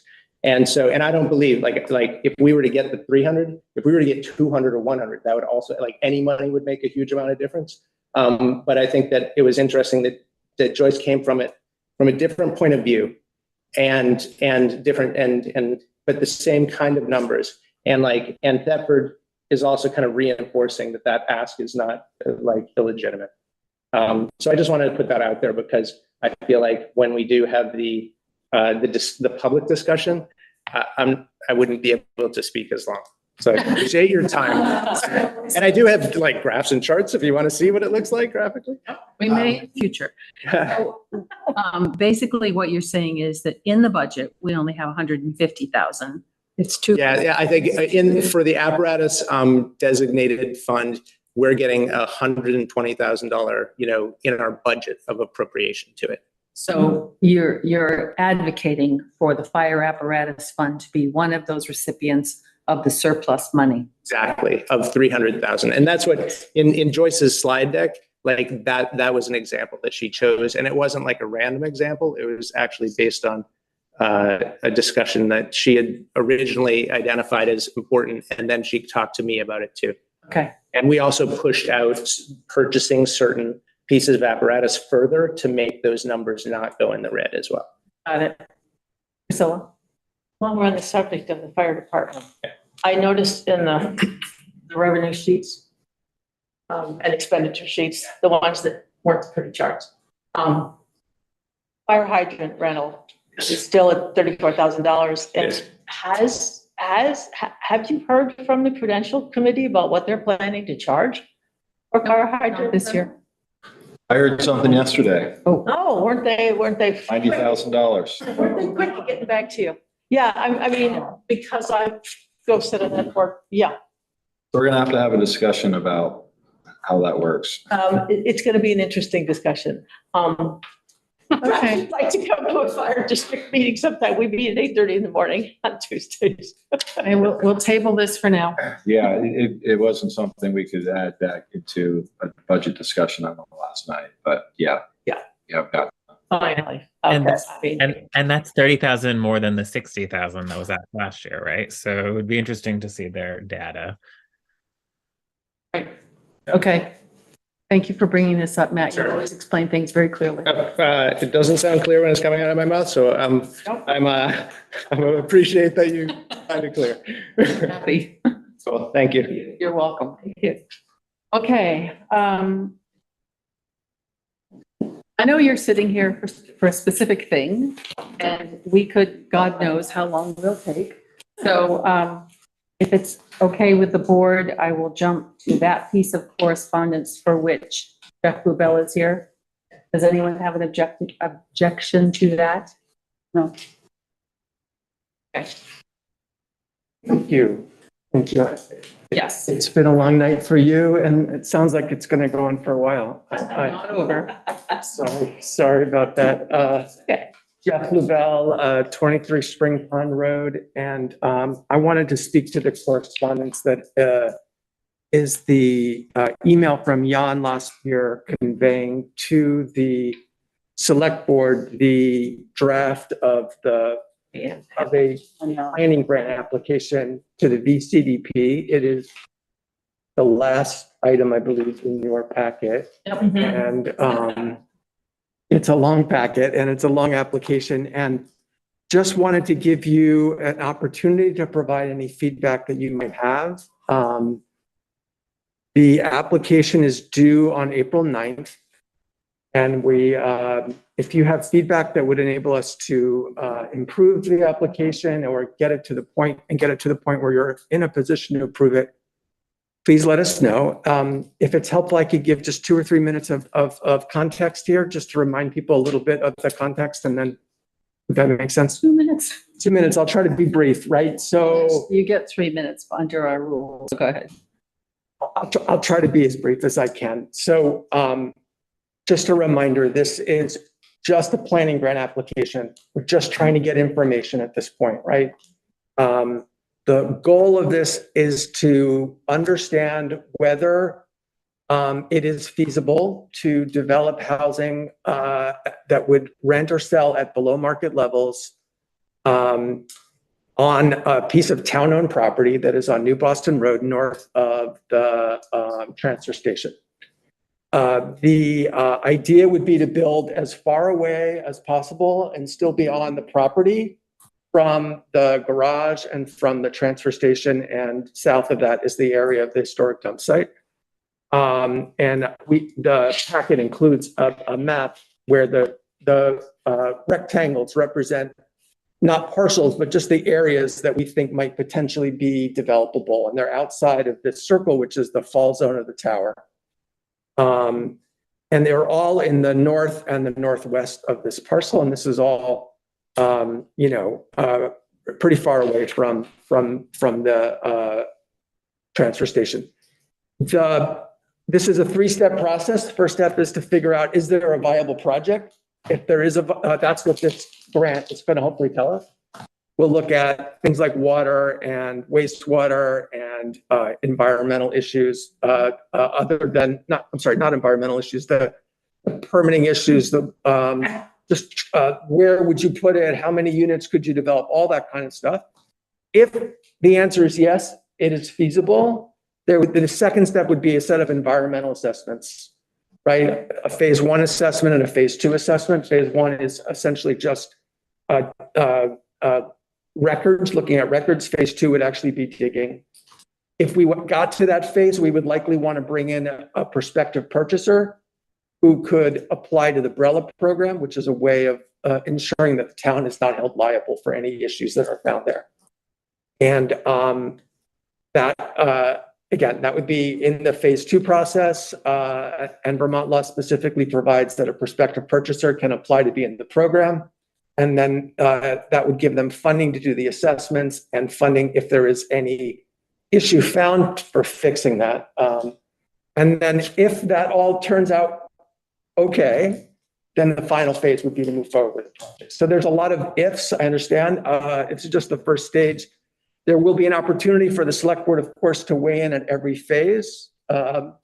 We will be coming back to you for final approval after we hold a public hearing. So it's also important that the public have an opportunity to weigh in. There will be a public hearing that's required before we can submit this. If the recommendation is to move forward with a bringing in a prospective purchaser that would involve transferring the parcel, I assume you would want to put that to town vote at that point, because my understanding from speaking with Marcia is that that's the only way that you're allowed to dispose of property. And so my recommendation personally would be to wait and see if we have a viable project so that we have answers to people's questions before putting it to a formal town vote. Yeah, so that's the broad context. Do you have any questions, or do you have any ideas or suggestions? I do, but go ahead. Priscilla, are you first? Pam, go ahead. Yeah, as I read this, a couple of questions came up. The 10% match, I thought originally you were talking about getting $6,000 in cash. It looks like you're now proposing that you would give in-kind services. We have learned that it's possible to do this through in-kind services. And after speaking with Brendan, he indicated that if we move forward, he would want to be involved, and that if they have a planning director, there'd be some involvement from them, and then the volunteers would be involved. So between all of us, I think we can cover the $6,000. Okay. One question I had, which you sort of answered, is who would own the land? I wondered if it would be a model, something like what Twin Pines has done up at Star Lake, where they continue to own the land, but the homeowners buy the buildings. And then my next question is, are you looking at doing only single family? Or are you looking at doing duplex or triplex buildings? So the answer to your first question is that we absolutely would want to put a system in place that would ensure the long-term affordability of these properties. And one way to do that is through a community land trust model, which is, as you suggest, either the town or a group like Twin Pines would own the land and they would rent it out, make it available for people with a long-term lease. There are other ways to do that, but we would definitely ensure that kind of long-term affordability. We don't have a opinion right now about whether it's single-family duplex, rental ownership. I mean, that's the kind of thing that we would be investigating during the planning grant. The main thing, though, is to make sure that it's financially feasible. And so duplex construction tends to be less expensive than single-family construction. It has some real advantages in that respect. Okay, and I have one last question. It might be more for the board.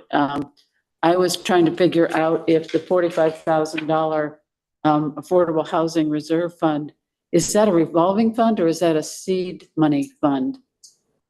Is that money that we give expecting to get back, or is that money we would give to kind of kickstart a project?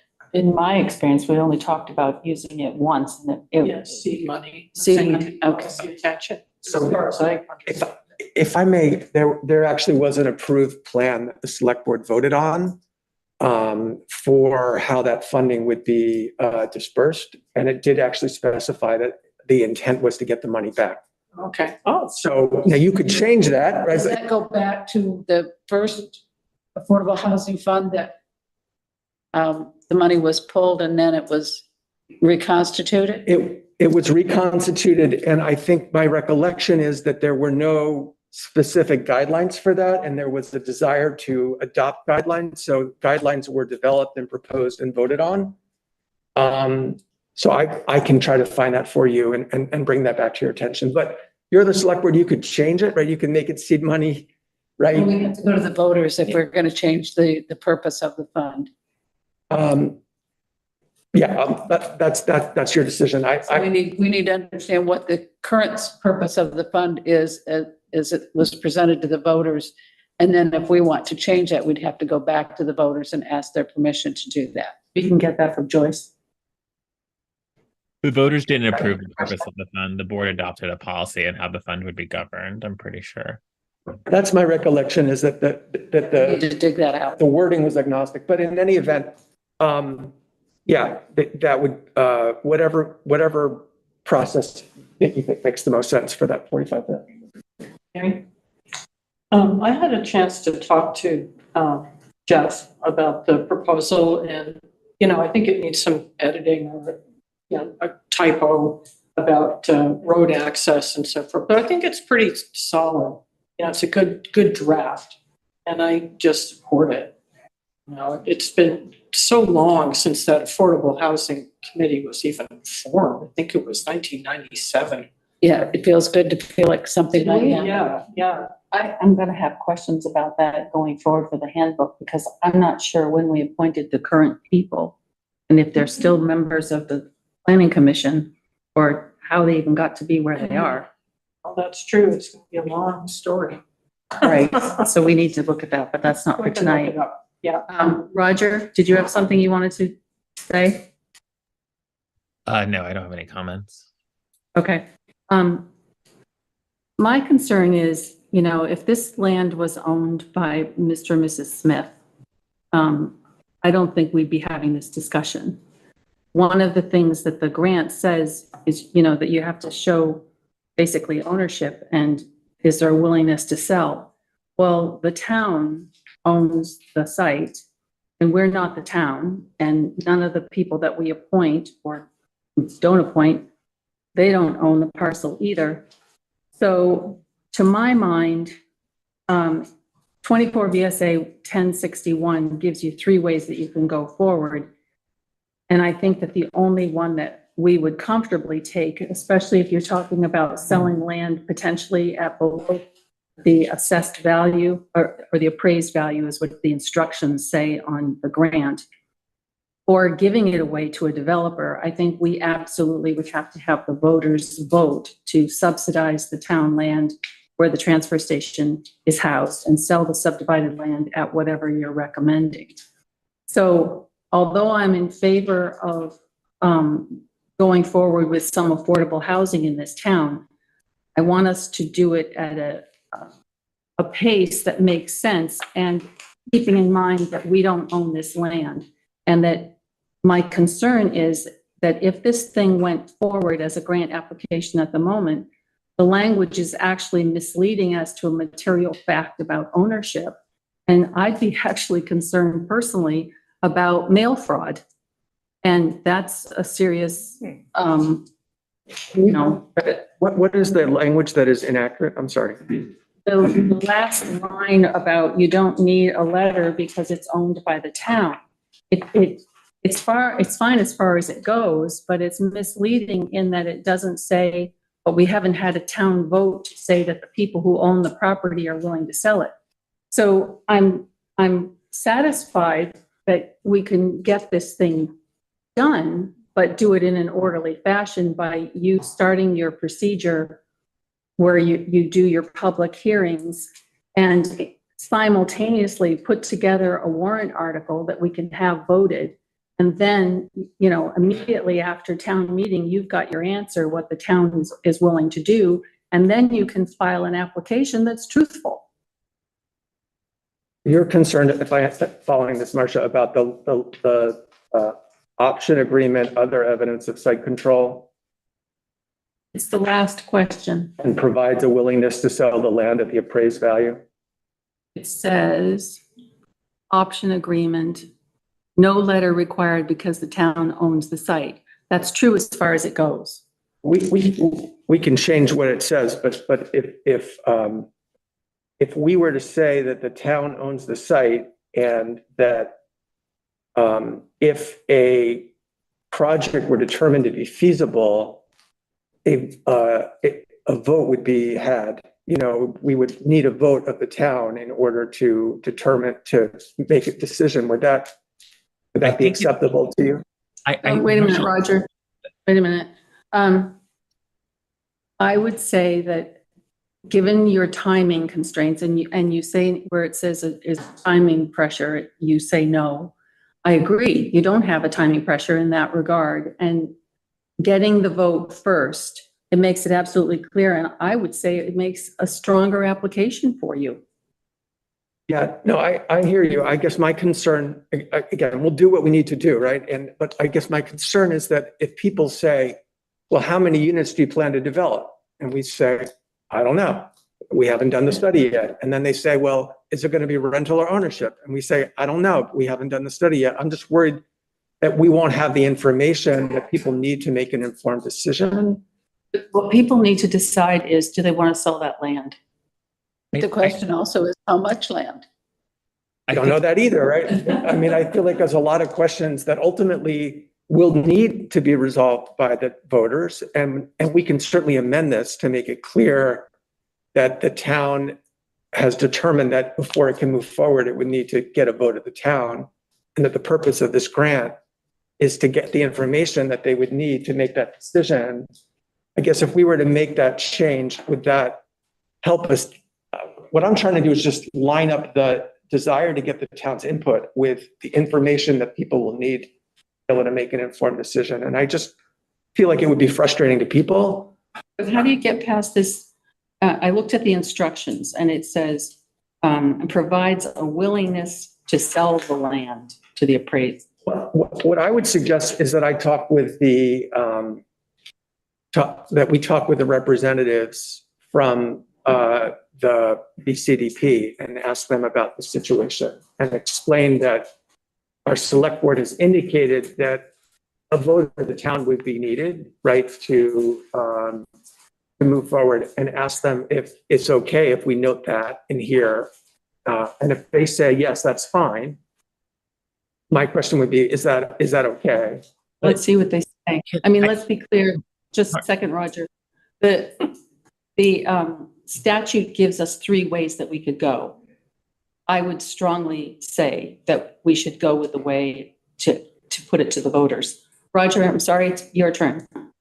Did you check with an attorney about that? Because I mean, it looks like the town has the ability to vote no against a decision that the legislative body makes about the conveyance of a piece of real estate. So I don't, this business about we need to seek their approval, I think they need to vote against the decision, and there's a process and statute for how, notice is made. So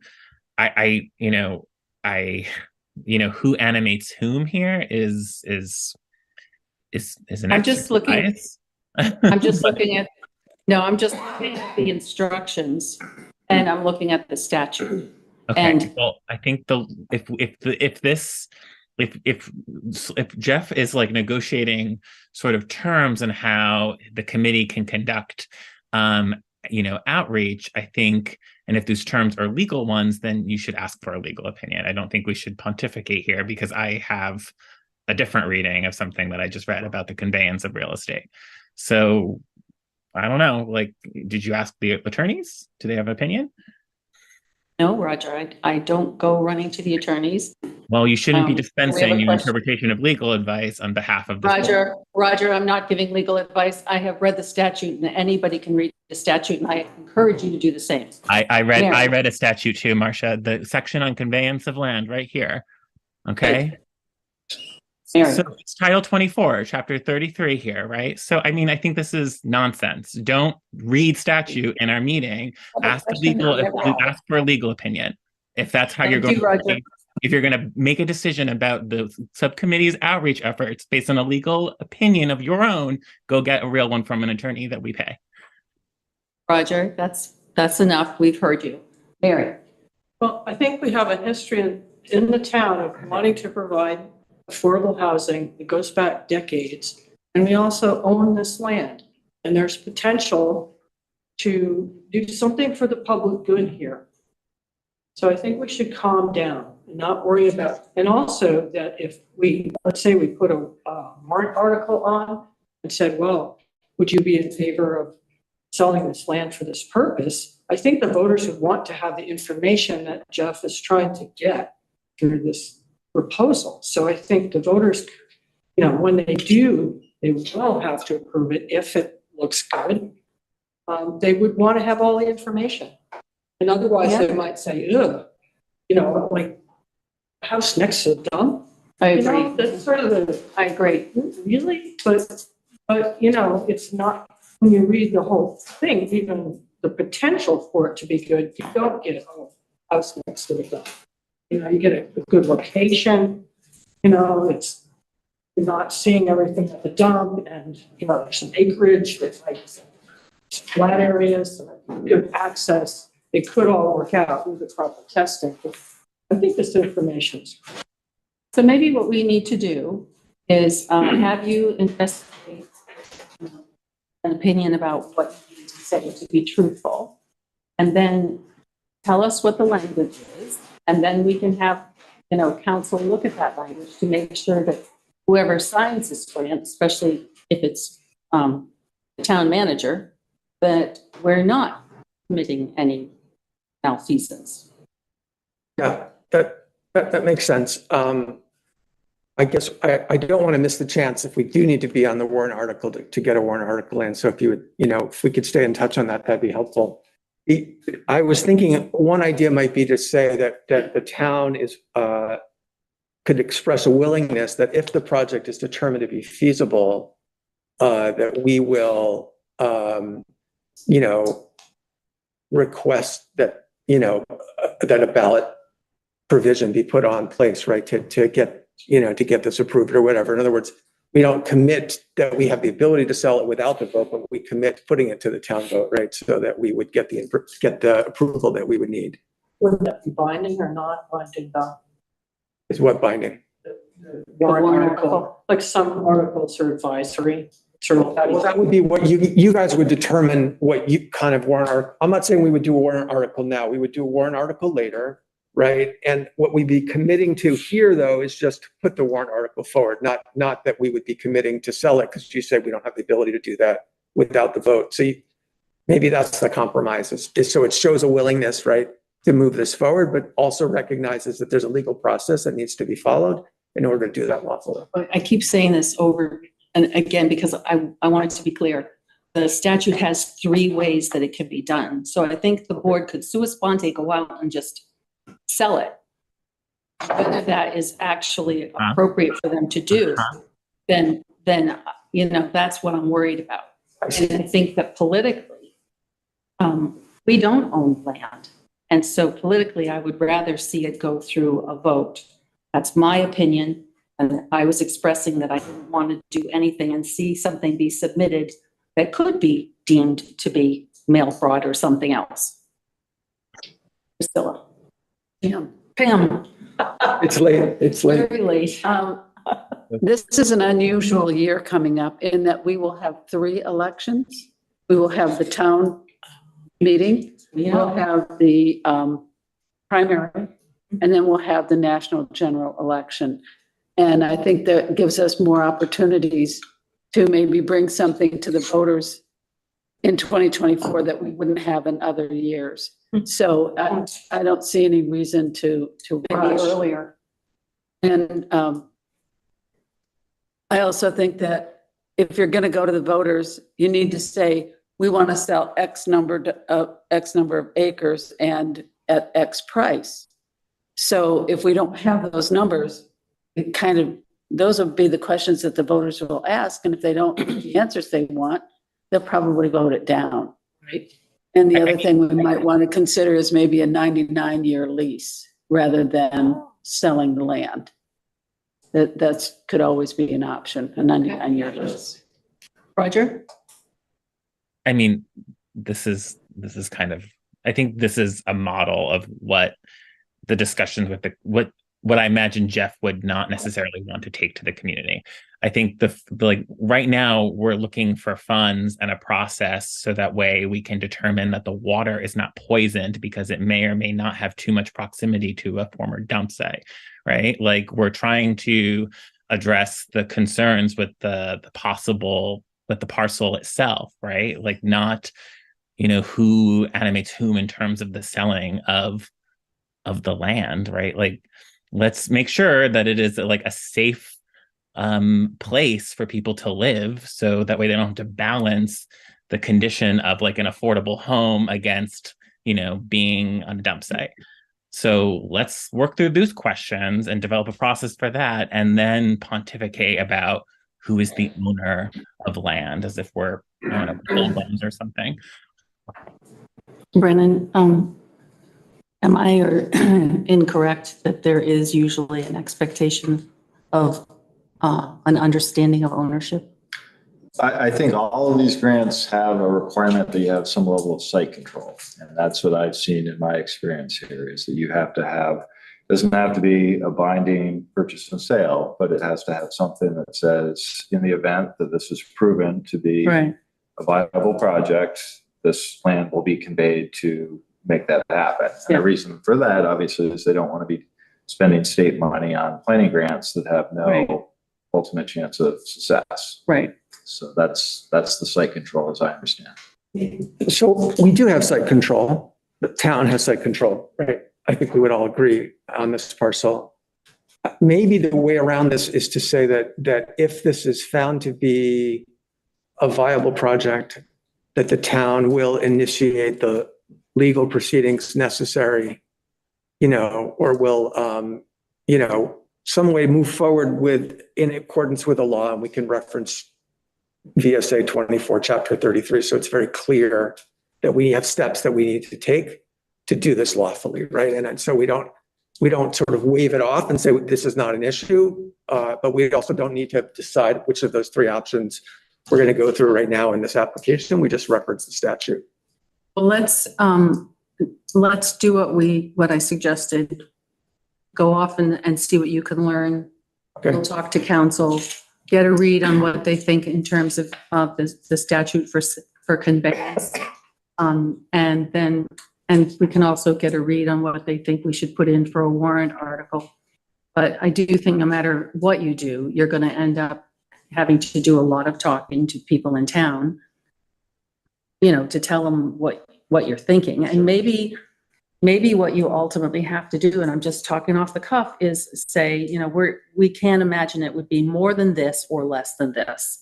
Would you be willing to sell the land in that case? But let's put this on a shelf and come back when you've got information and we've got information. That's fine. That's fine. I really think it's possible to come up with language that would be compliant here without being subject anyone to mail fraud. That I think the state would be satisfied with. That would not require a warrant vote at this point. But let me come up with that language, talk to the state, and get back to you. That sounds good. And then we'd like to have council look at it. Everybody agree with that? Because our town manager is going to potentially sign it. We want to make sure. Yeah. Can we make this a formal agenda item next time? We've had full-blown discussions from the public comment period and from, I guess this is correspondence that we're now discussing. So I think it really would do justice for everybody if this were a part of an agenda. I could come prepared with more materials and have some questions. Like I don't want to discuss this from correspondence. It's yeah, and that was the point of this, to find out how people wanted to proceed. And so I think what we've decided is that everybody's going to get more information, and obviously that's going to have to be an agenda item. Okay. So let us know when you're ready. When's your next meeting? We're going to decide that later. Okay. Yeah, but certainly early, it would be great to get this done in time so that if you do require a warrant article, we don't miss that window, right? Well, because we have this kind of opportunity to submit on April 9th.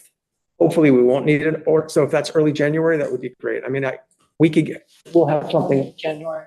January 10 is our next regular meeting that we have already decided. We're going to be discussing warrant articles in January. Yeah. I don't want to. So anyway, you let me know. Follow up. Right. Think about the 10th, but we'll confirm. Okay, that would be great. Thank you so much. And sorry for keeping you so late. If anyone has any other comments or feedback, we welcome it. Appreciate it. Good night. All right, now we are at the approval of minutes. We have 3 minutes. We want to just do correspondence since we were kind of talking in a framework. Sure. Okay, correspondence. We had correspondence tonight, a notice from King Arthur Flower requesting ongoing assistance in protecting their public water supply to help reduce the possibility of contamination by keeping them informed of related land use decisions or permitting issues and involving them in the planning and decision process where appropriate. So Brennan, I'm hoping that you will ensure this is forwarded to the Planning Commission, the Planning Office, and the DRB. And then email from Courtney Dobbins.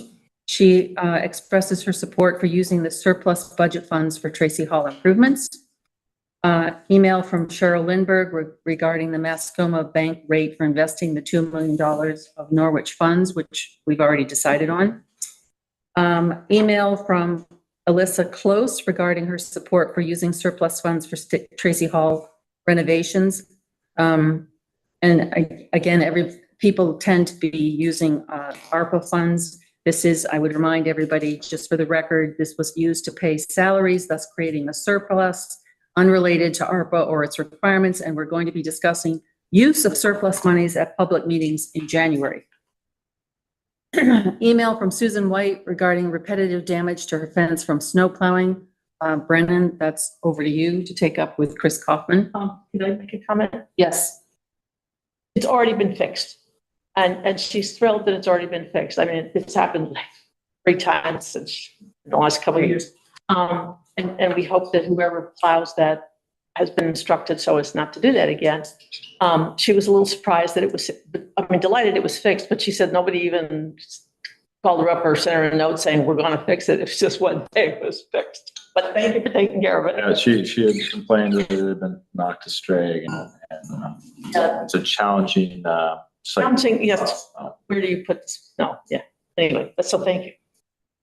2 people wrote about support for our police, Charlotte Metcalf and Michelle LaBounty, the latter being in support of using surplus monies for the police department and Tracy Hall or the Marion Cross septic issues. As I noted earlier tonight, we did approve the budgeting for the lease of 2 police cruisers and around $850,000 for police funding in the fiscal year 25 budget. We're in the midst of union negotiations, which will determine salaries. As to Marion Cross Septic, that's not our budget issue. It's a school district budget issue, even though we all get to pay for it. The select board can't decide. Email from Chief Northern inviting everyone to a push-in ceremony for the new fire engine, which I apologize, I wasn't able to attend on December 9th, but my spirit was there. Official notification from the PUC that the Hennessy Certificate of Public Good was issued. I remind everyone that the board voted to register party status for all projects in town so that we could be assured of notice if changes were being proposed to those projects. So we didn't file any interventions. We didn't need to, and it's been approved. And that does the correspondence. Do we have a motion to accept the correspondence as submitted? I move to accept the correspondence submitted. Thank you, Mary. Do we have a second? Second. Second by Priscilla. Call the question. Roger? Yes. Priscilla? Yes. Pam? Yes. Mary? Yes. Marcia's a yes. That's unanimous. Thank you. And now I'll move to the the minutes. We're back at the minutes. So we have minutes from 11, 21, 29, and December 6th. We can take them in order with a motion and then discussion. So do we have a motion to approve the minutes of 11/21? So moved. Okay, and do we have a second? A second. Second by Priscilla. Any discussion? All right. Roger, how do you vote? Yes. Priscilla? Yes. Pam? Yes. Mary? Yes. Marcia, yes. Unanimous. And the minutes of 11/29. Move to approve the minutes of 11/29, 2023. And a second? Second. Priscilla, thank you. Roger, how do you vote? Yes. Priscilla? Yes. Pam? Yes. Mary? Yes. Marcia, yes. It's unanimous. And December 6th. Do we have a motion? I move to approve the minutes. December 6th, 2023. Thank you. Now second it again. Thank you, Priscilla. Any discussion? Yeah, I would just like to say, Marcia, I'm so impressed and thankful that you took these notes. I don't know how you do it while you're participating in the meeting and leading it. Thank you. And they're very complete. Thank you. Thank you. Good packets, that's how. Roger, how do you vote? Yes. Priscilla? Yes. Pam? Yes. Mary? Yes. Marcia, yes, that's unanimous. Good. And now we go to the warrants. We have 4 warrants. Let's again take them in order. 1080 is the first one. I move to approve AP warrant number 1080 in the amount of $121,049.87 from the general fund. Thank you. Do we have a second? Any takers for a second? I'll second. Thank you, Pam. Any discussion? Yeah, I had a couple questions. Go ahead. And under gatekeeper, I was kind of surprised to see that the work on the front door of Tracy Hall was almost $2,500. Well, that's because you weren't here to see them for about 40 hours of work. I'm just surprised it took that much. Well, yeah, they came in under 2,500 and spent an awful lot of time trying to get that. Okay. And has they succeeded? I have not had a problem with that door since they've. And I'm so happy to see the outside lights work. The lights are fabulous. The other question I had was myrecdepartment.com, $3,680, some kind of annual fee for Parks and Rec. I don't know what that's about. I don't recall ever seeing that. It says before. registration fees on there. It says it's an annual fee, myrec.com annual Yes, fee. But Brennan says Fees. I say if you send me your questions about the minutia of AP warrants before the meeting, I will have an answer for you. I assume that is an online registration portal and that maybe we pay an annual fee, but That's awfully high. but we have to check that and get you Okay. a future answer. Those are my questions. Thank you. anyone else? Just noted that we have wreaths and snacks from the rec department. Like, okay, I guess. The wreaths look very pretty on the doors. Thank you. Bree, She had to pay for them out of rec. she asked if she could make an expenditure for Reese. Oh, how nice. Okay. She also bought the chrysanthemums and the pumpkins for Halloween. I had one other question. I sent this suggestion about flowers for Jack's funeral. Was that? We sum up the. Thank you. Yeah, I thought that was, yeah. All right, may we call the question? Roger? Yes. Priscilla? Yes. Pam? Yes. Mary? Yes. Marcia, yes, it's unanimous. And now warrant 1080. I move to approve AP warrant number 1081 and the amount of $1,996.45 from the Police Special Equipment Fund number 21. Great. And do I'll we- second. second by Priscilla. Any discussion? Should love the name. Handcuff Warehouse. Gotta be one. All right, call the question. Roger? Yes. Priscilla? Yes. Pam? Yes. Mary? Yes. Marcia, yes, unanimous.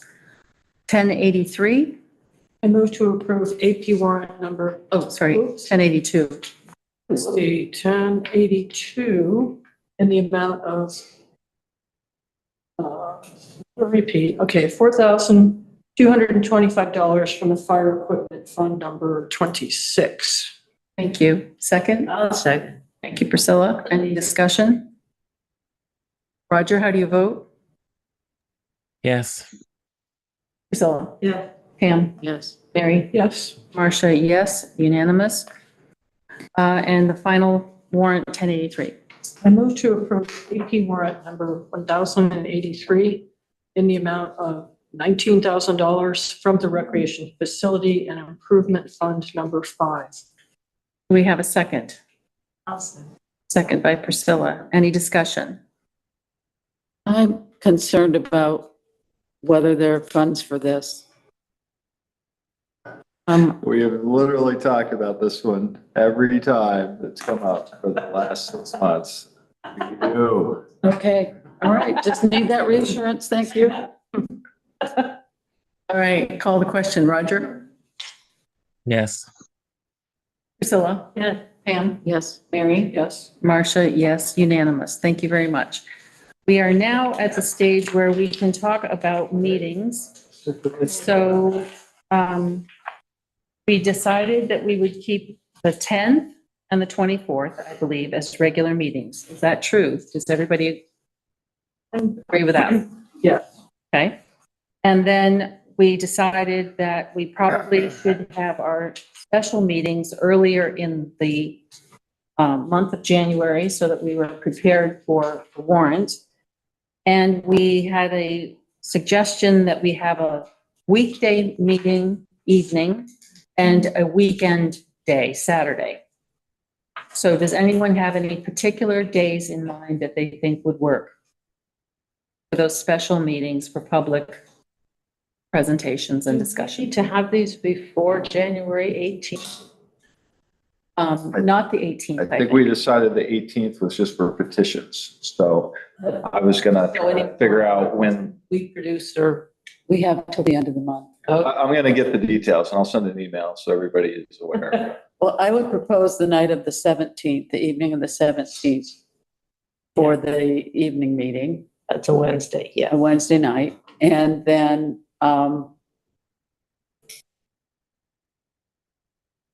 we've got Saturday, the 13th and Saturday, the 20th. I think the third, I'll go earlier. Just to get it early. Okay. So the proposal is the 13th Saturday. What would we say, like 2 o'clock? That works for me. Sure. Okay. Roger? What is the question? We're talking about having a special public meeting on January 13th, a Saturday at 2 p.m. and another one on the 17th of January in the evening. And would that be a 6:30 like we usually do? Could probably be a Just to 6:30. keep it consistent or with what we usually do or? Yeah, I would think that that would be reasonable and it gives people time to have dinner. And, you know, I don't know that we'd need to say that the whole board needed to be there. That would be meetings on the 10th, the 13th and the 17th. January 13th is a long holiday weekend, so I won't be Oh, here. Martin Luther. What is the Martin Luther. King.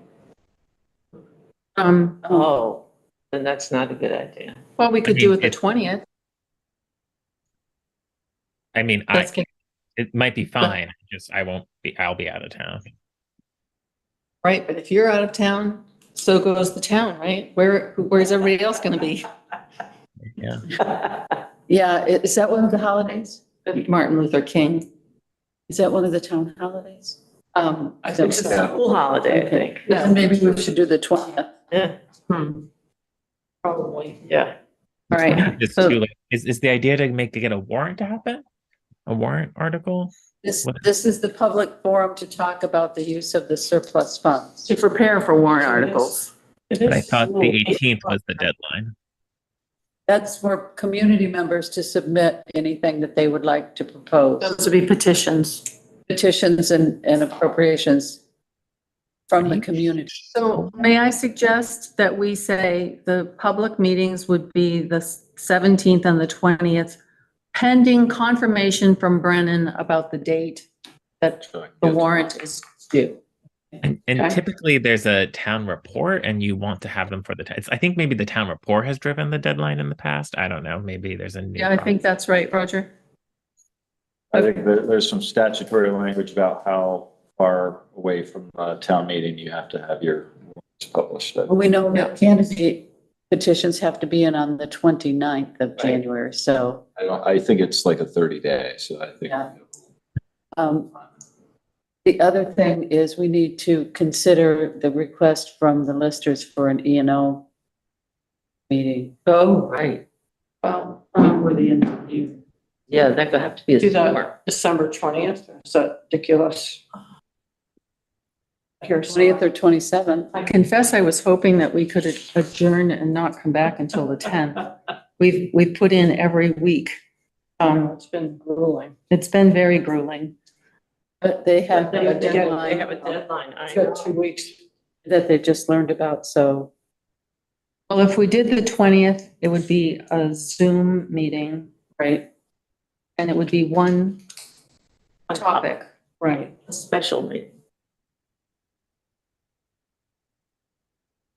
Special Zoom with one topic at 6:30. December 20th, what day? That's a Wednesday, how? Wednesday. Next week, ladies and gentlemen. Yep. And let's make sure Cheryl can be ready by then, if she'll have her list pulled together. Otherwise, we'd have to push out to the 27th. Well, let's say she has to be ready on the 20th. We'll encourage her. Yeah. I'm sure she It's- wants to get it done too. Right, and Christmas week, people travel and. Right, the week between Christmas and New Year's, they do. Right.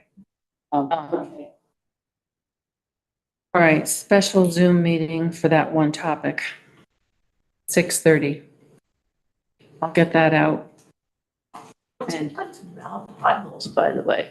Do we know? I mean, is he okay? I don't know, I dropped the ball. I was supposed to send him a message and say we wanted him for this one, and I didn't think of it until today, and he didn't respond to me. So, We don't know. All right. we'll see.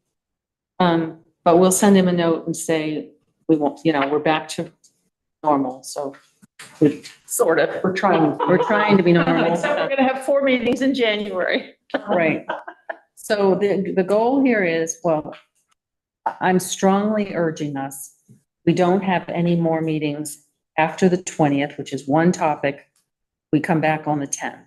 That sounds wonderful. Sounds very nice. Great. We're all going to crumble if we don't have a break. All right, if there is no other business, I would entertain happily a motion to adjourn. So moved. We have a second. Second. By Pam. Roger, how do you vote? Yes. Priscilla? Oh, yeah. Pam? Yes. Mary? Yes. Marcia? Yes. We are adjourned at 10:33. The recording has stopped. Oh, who's tired?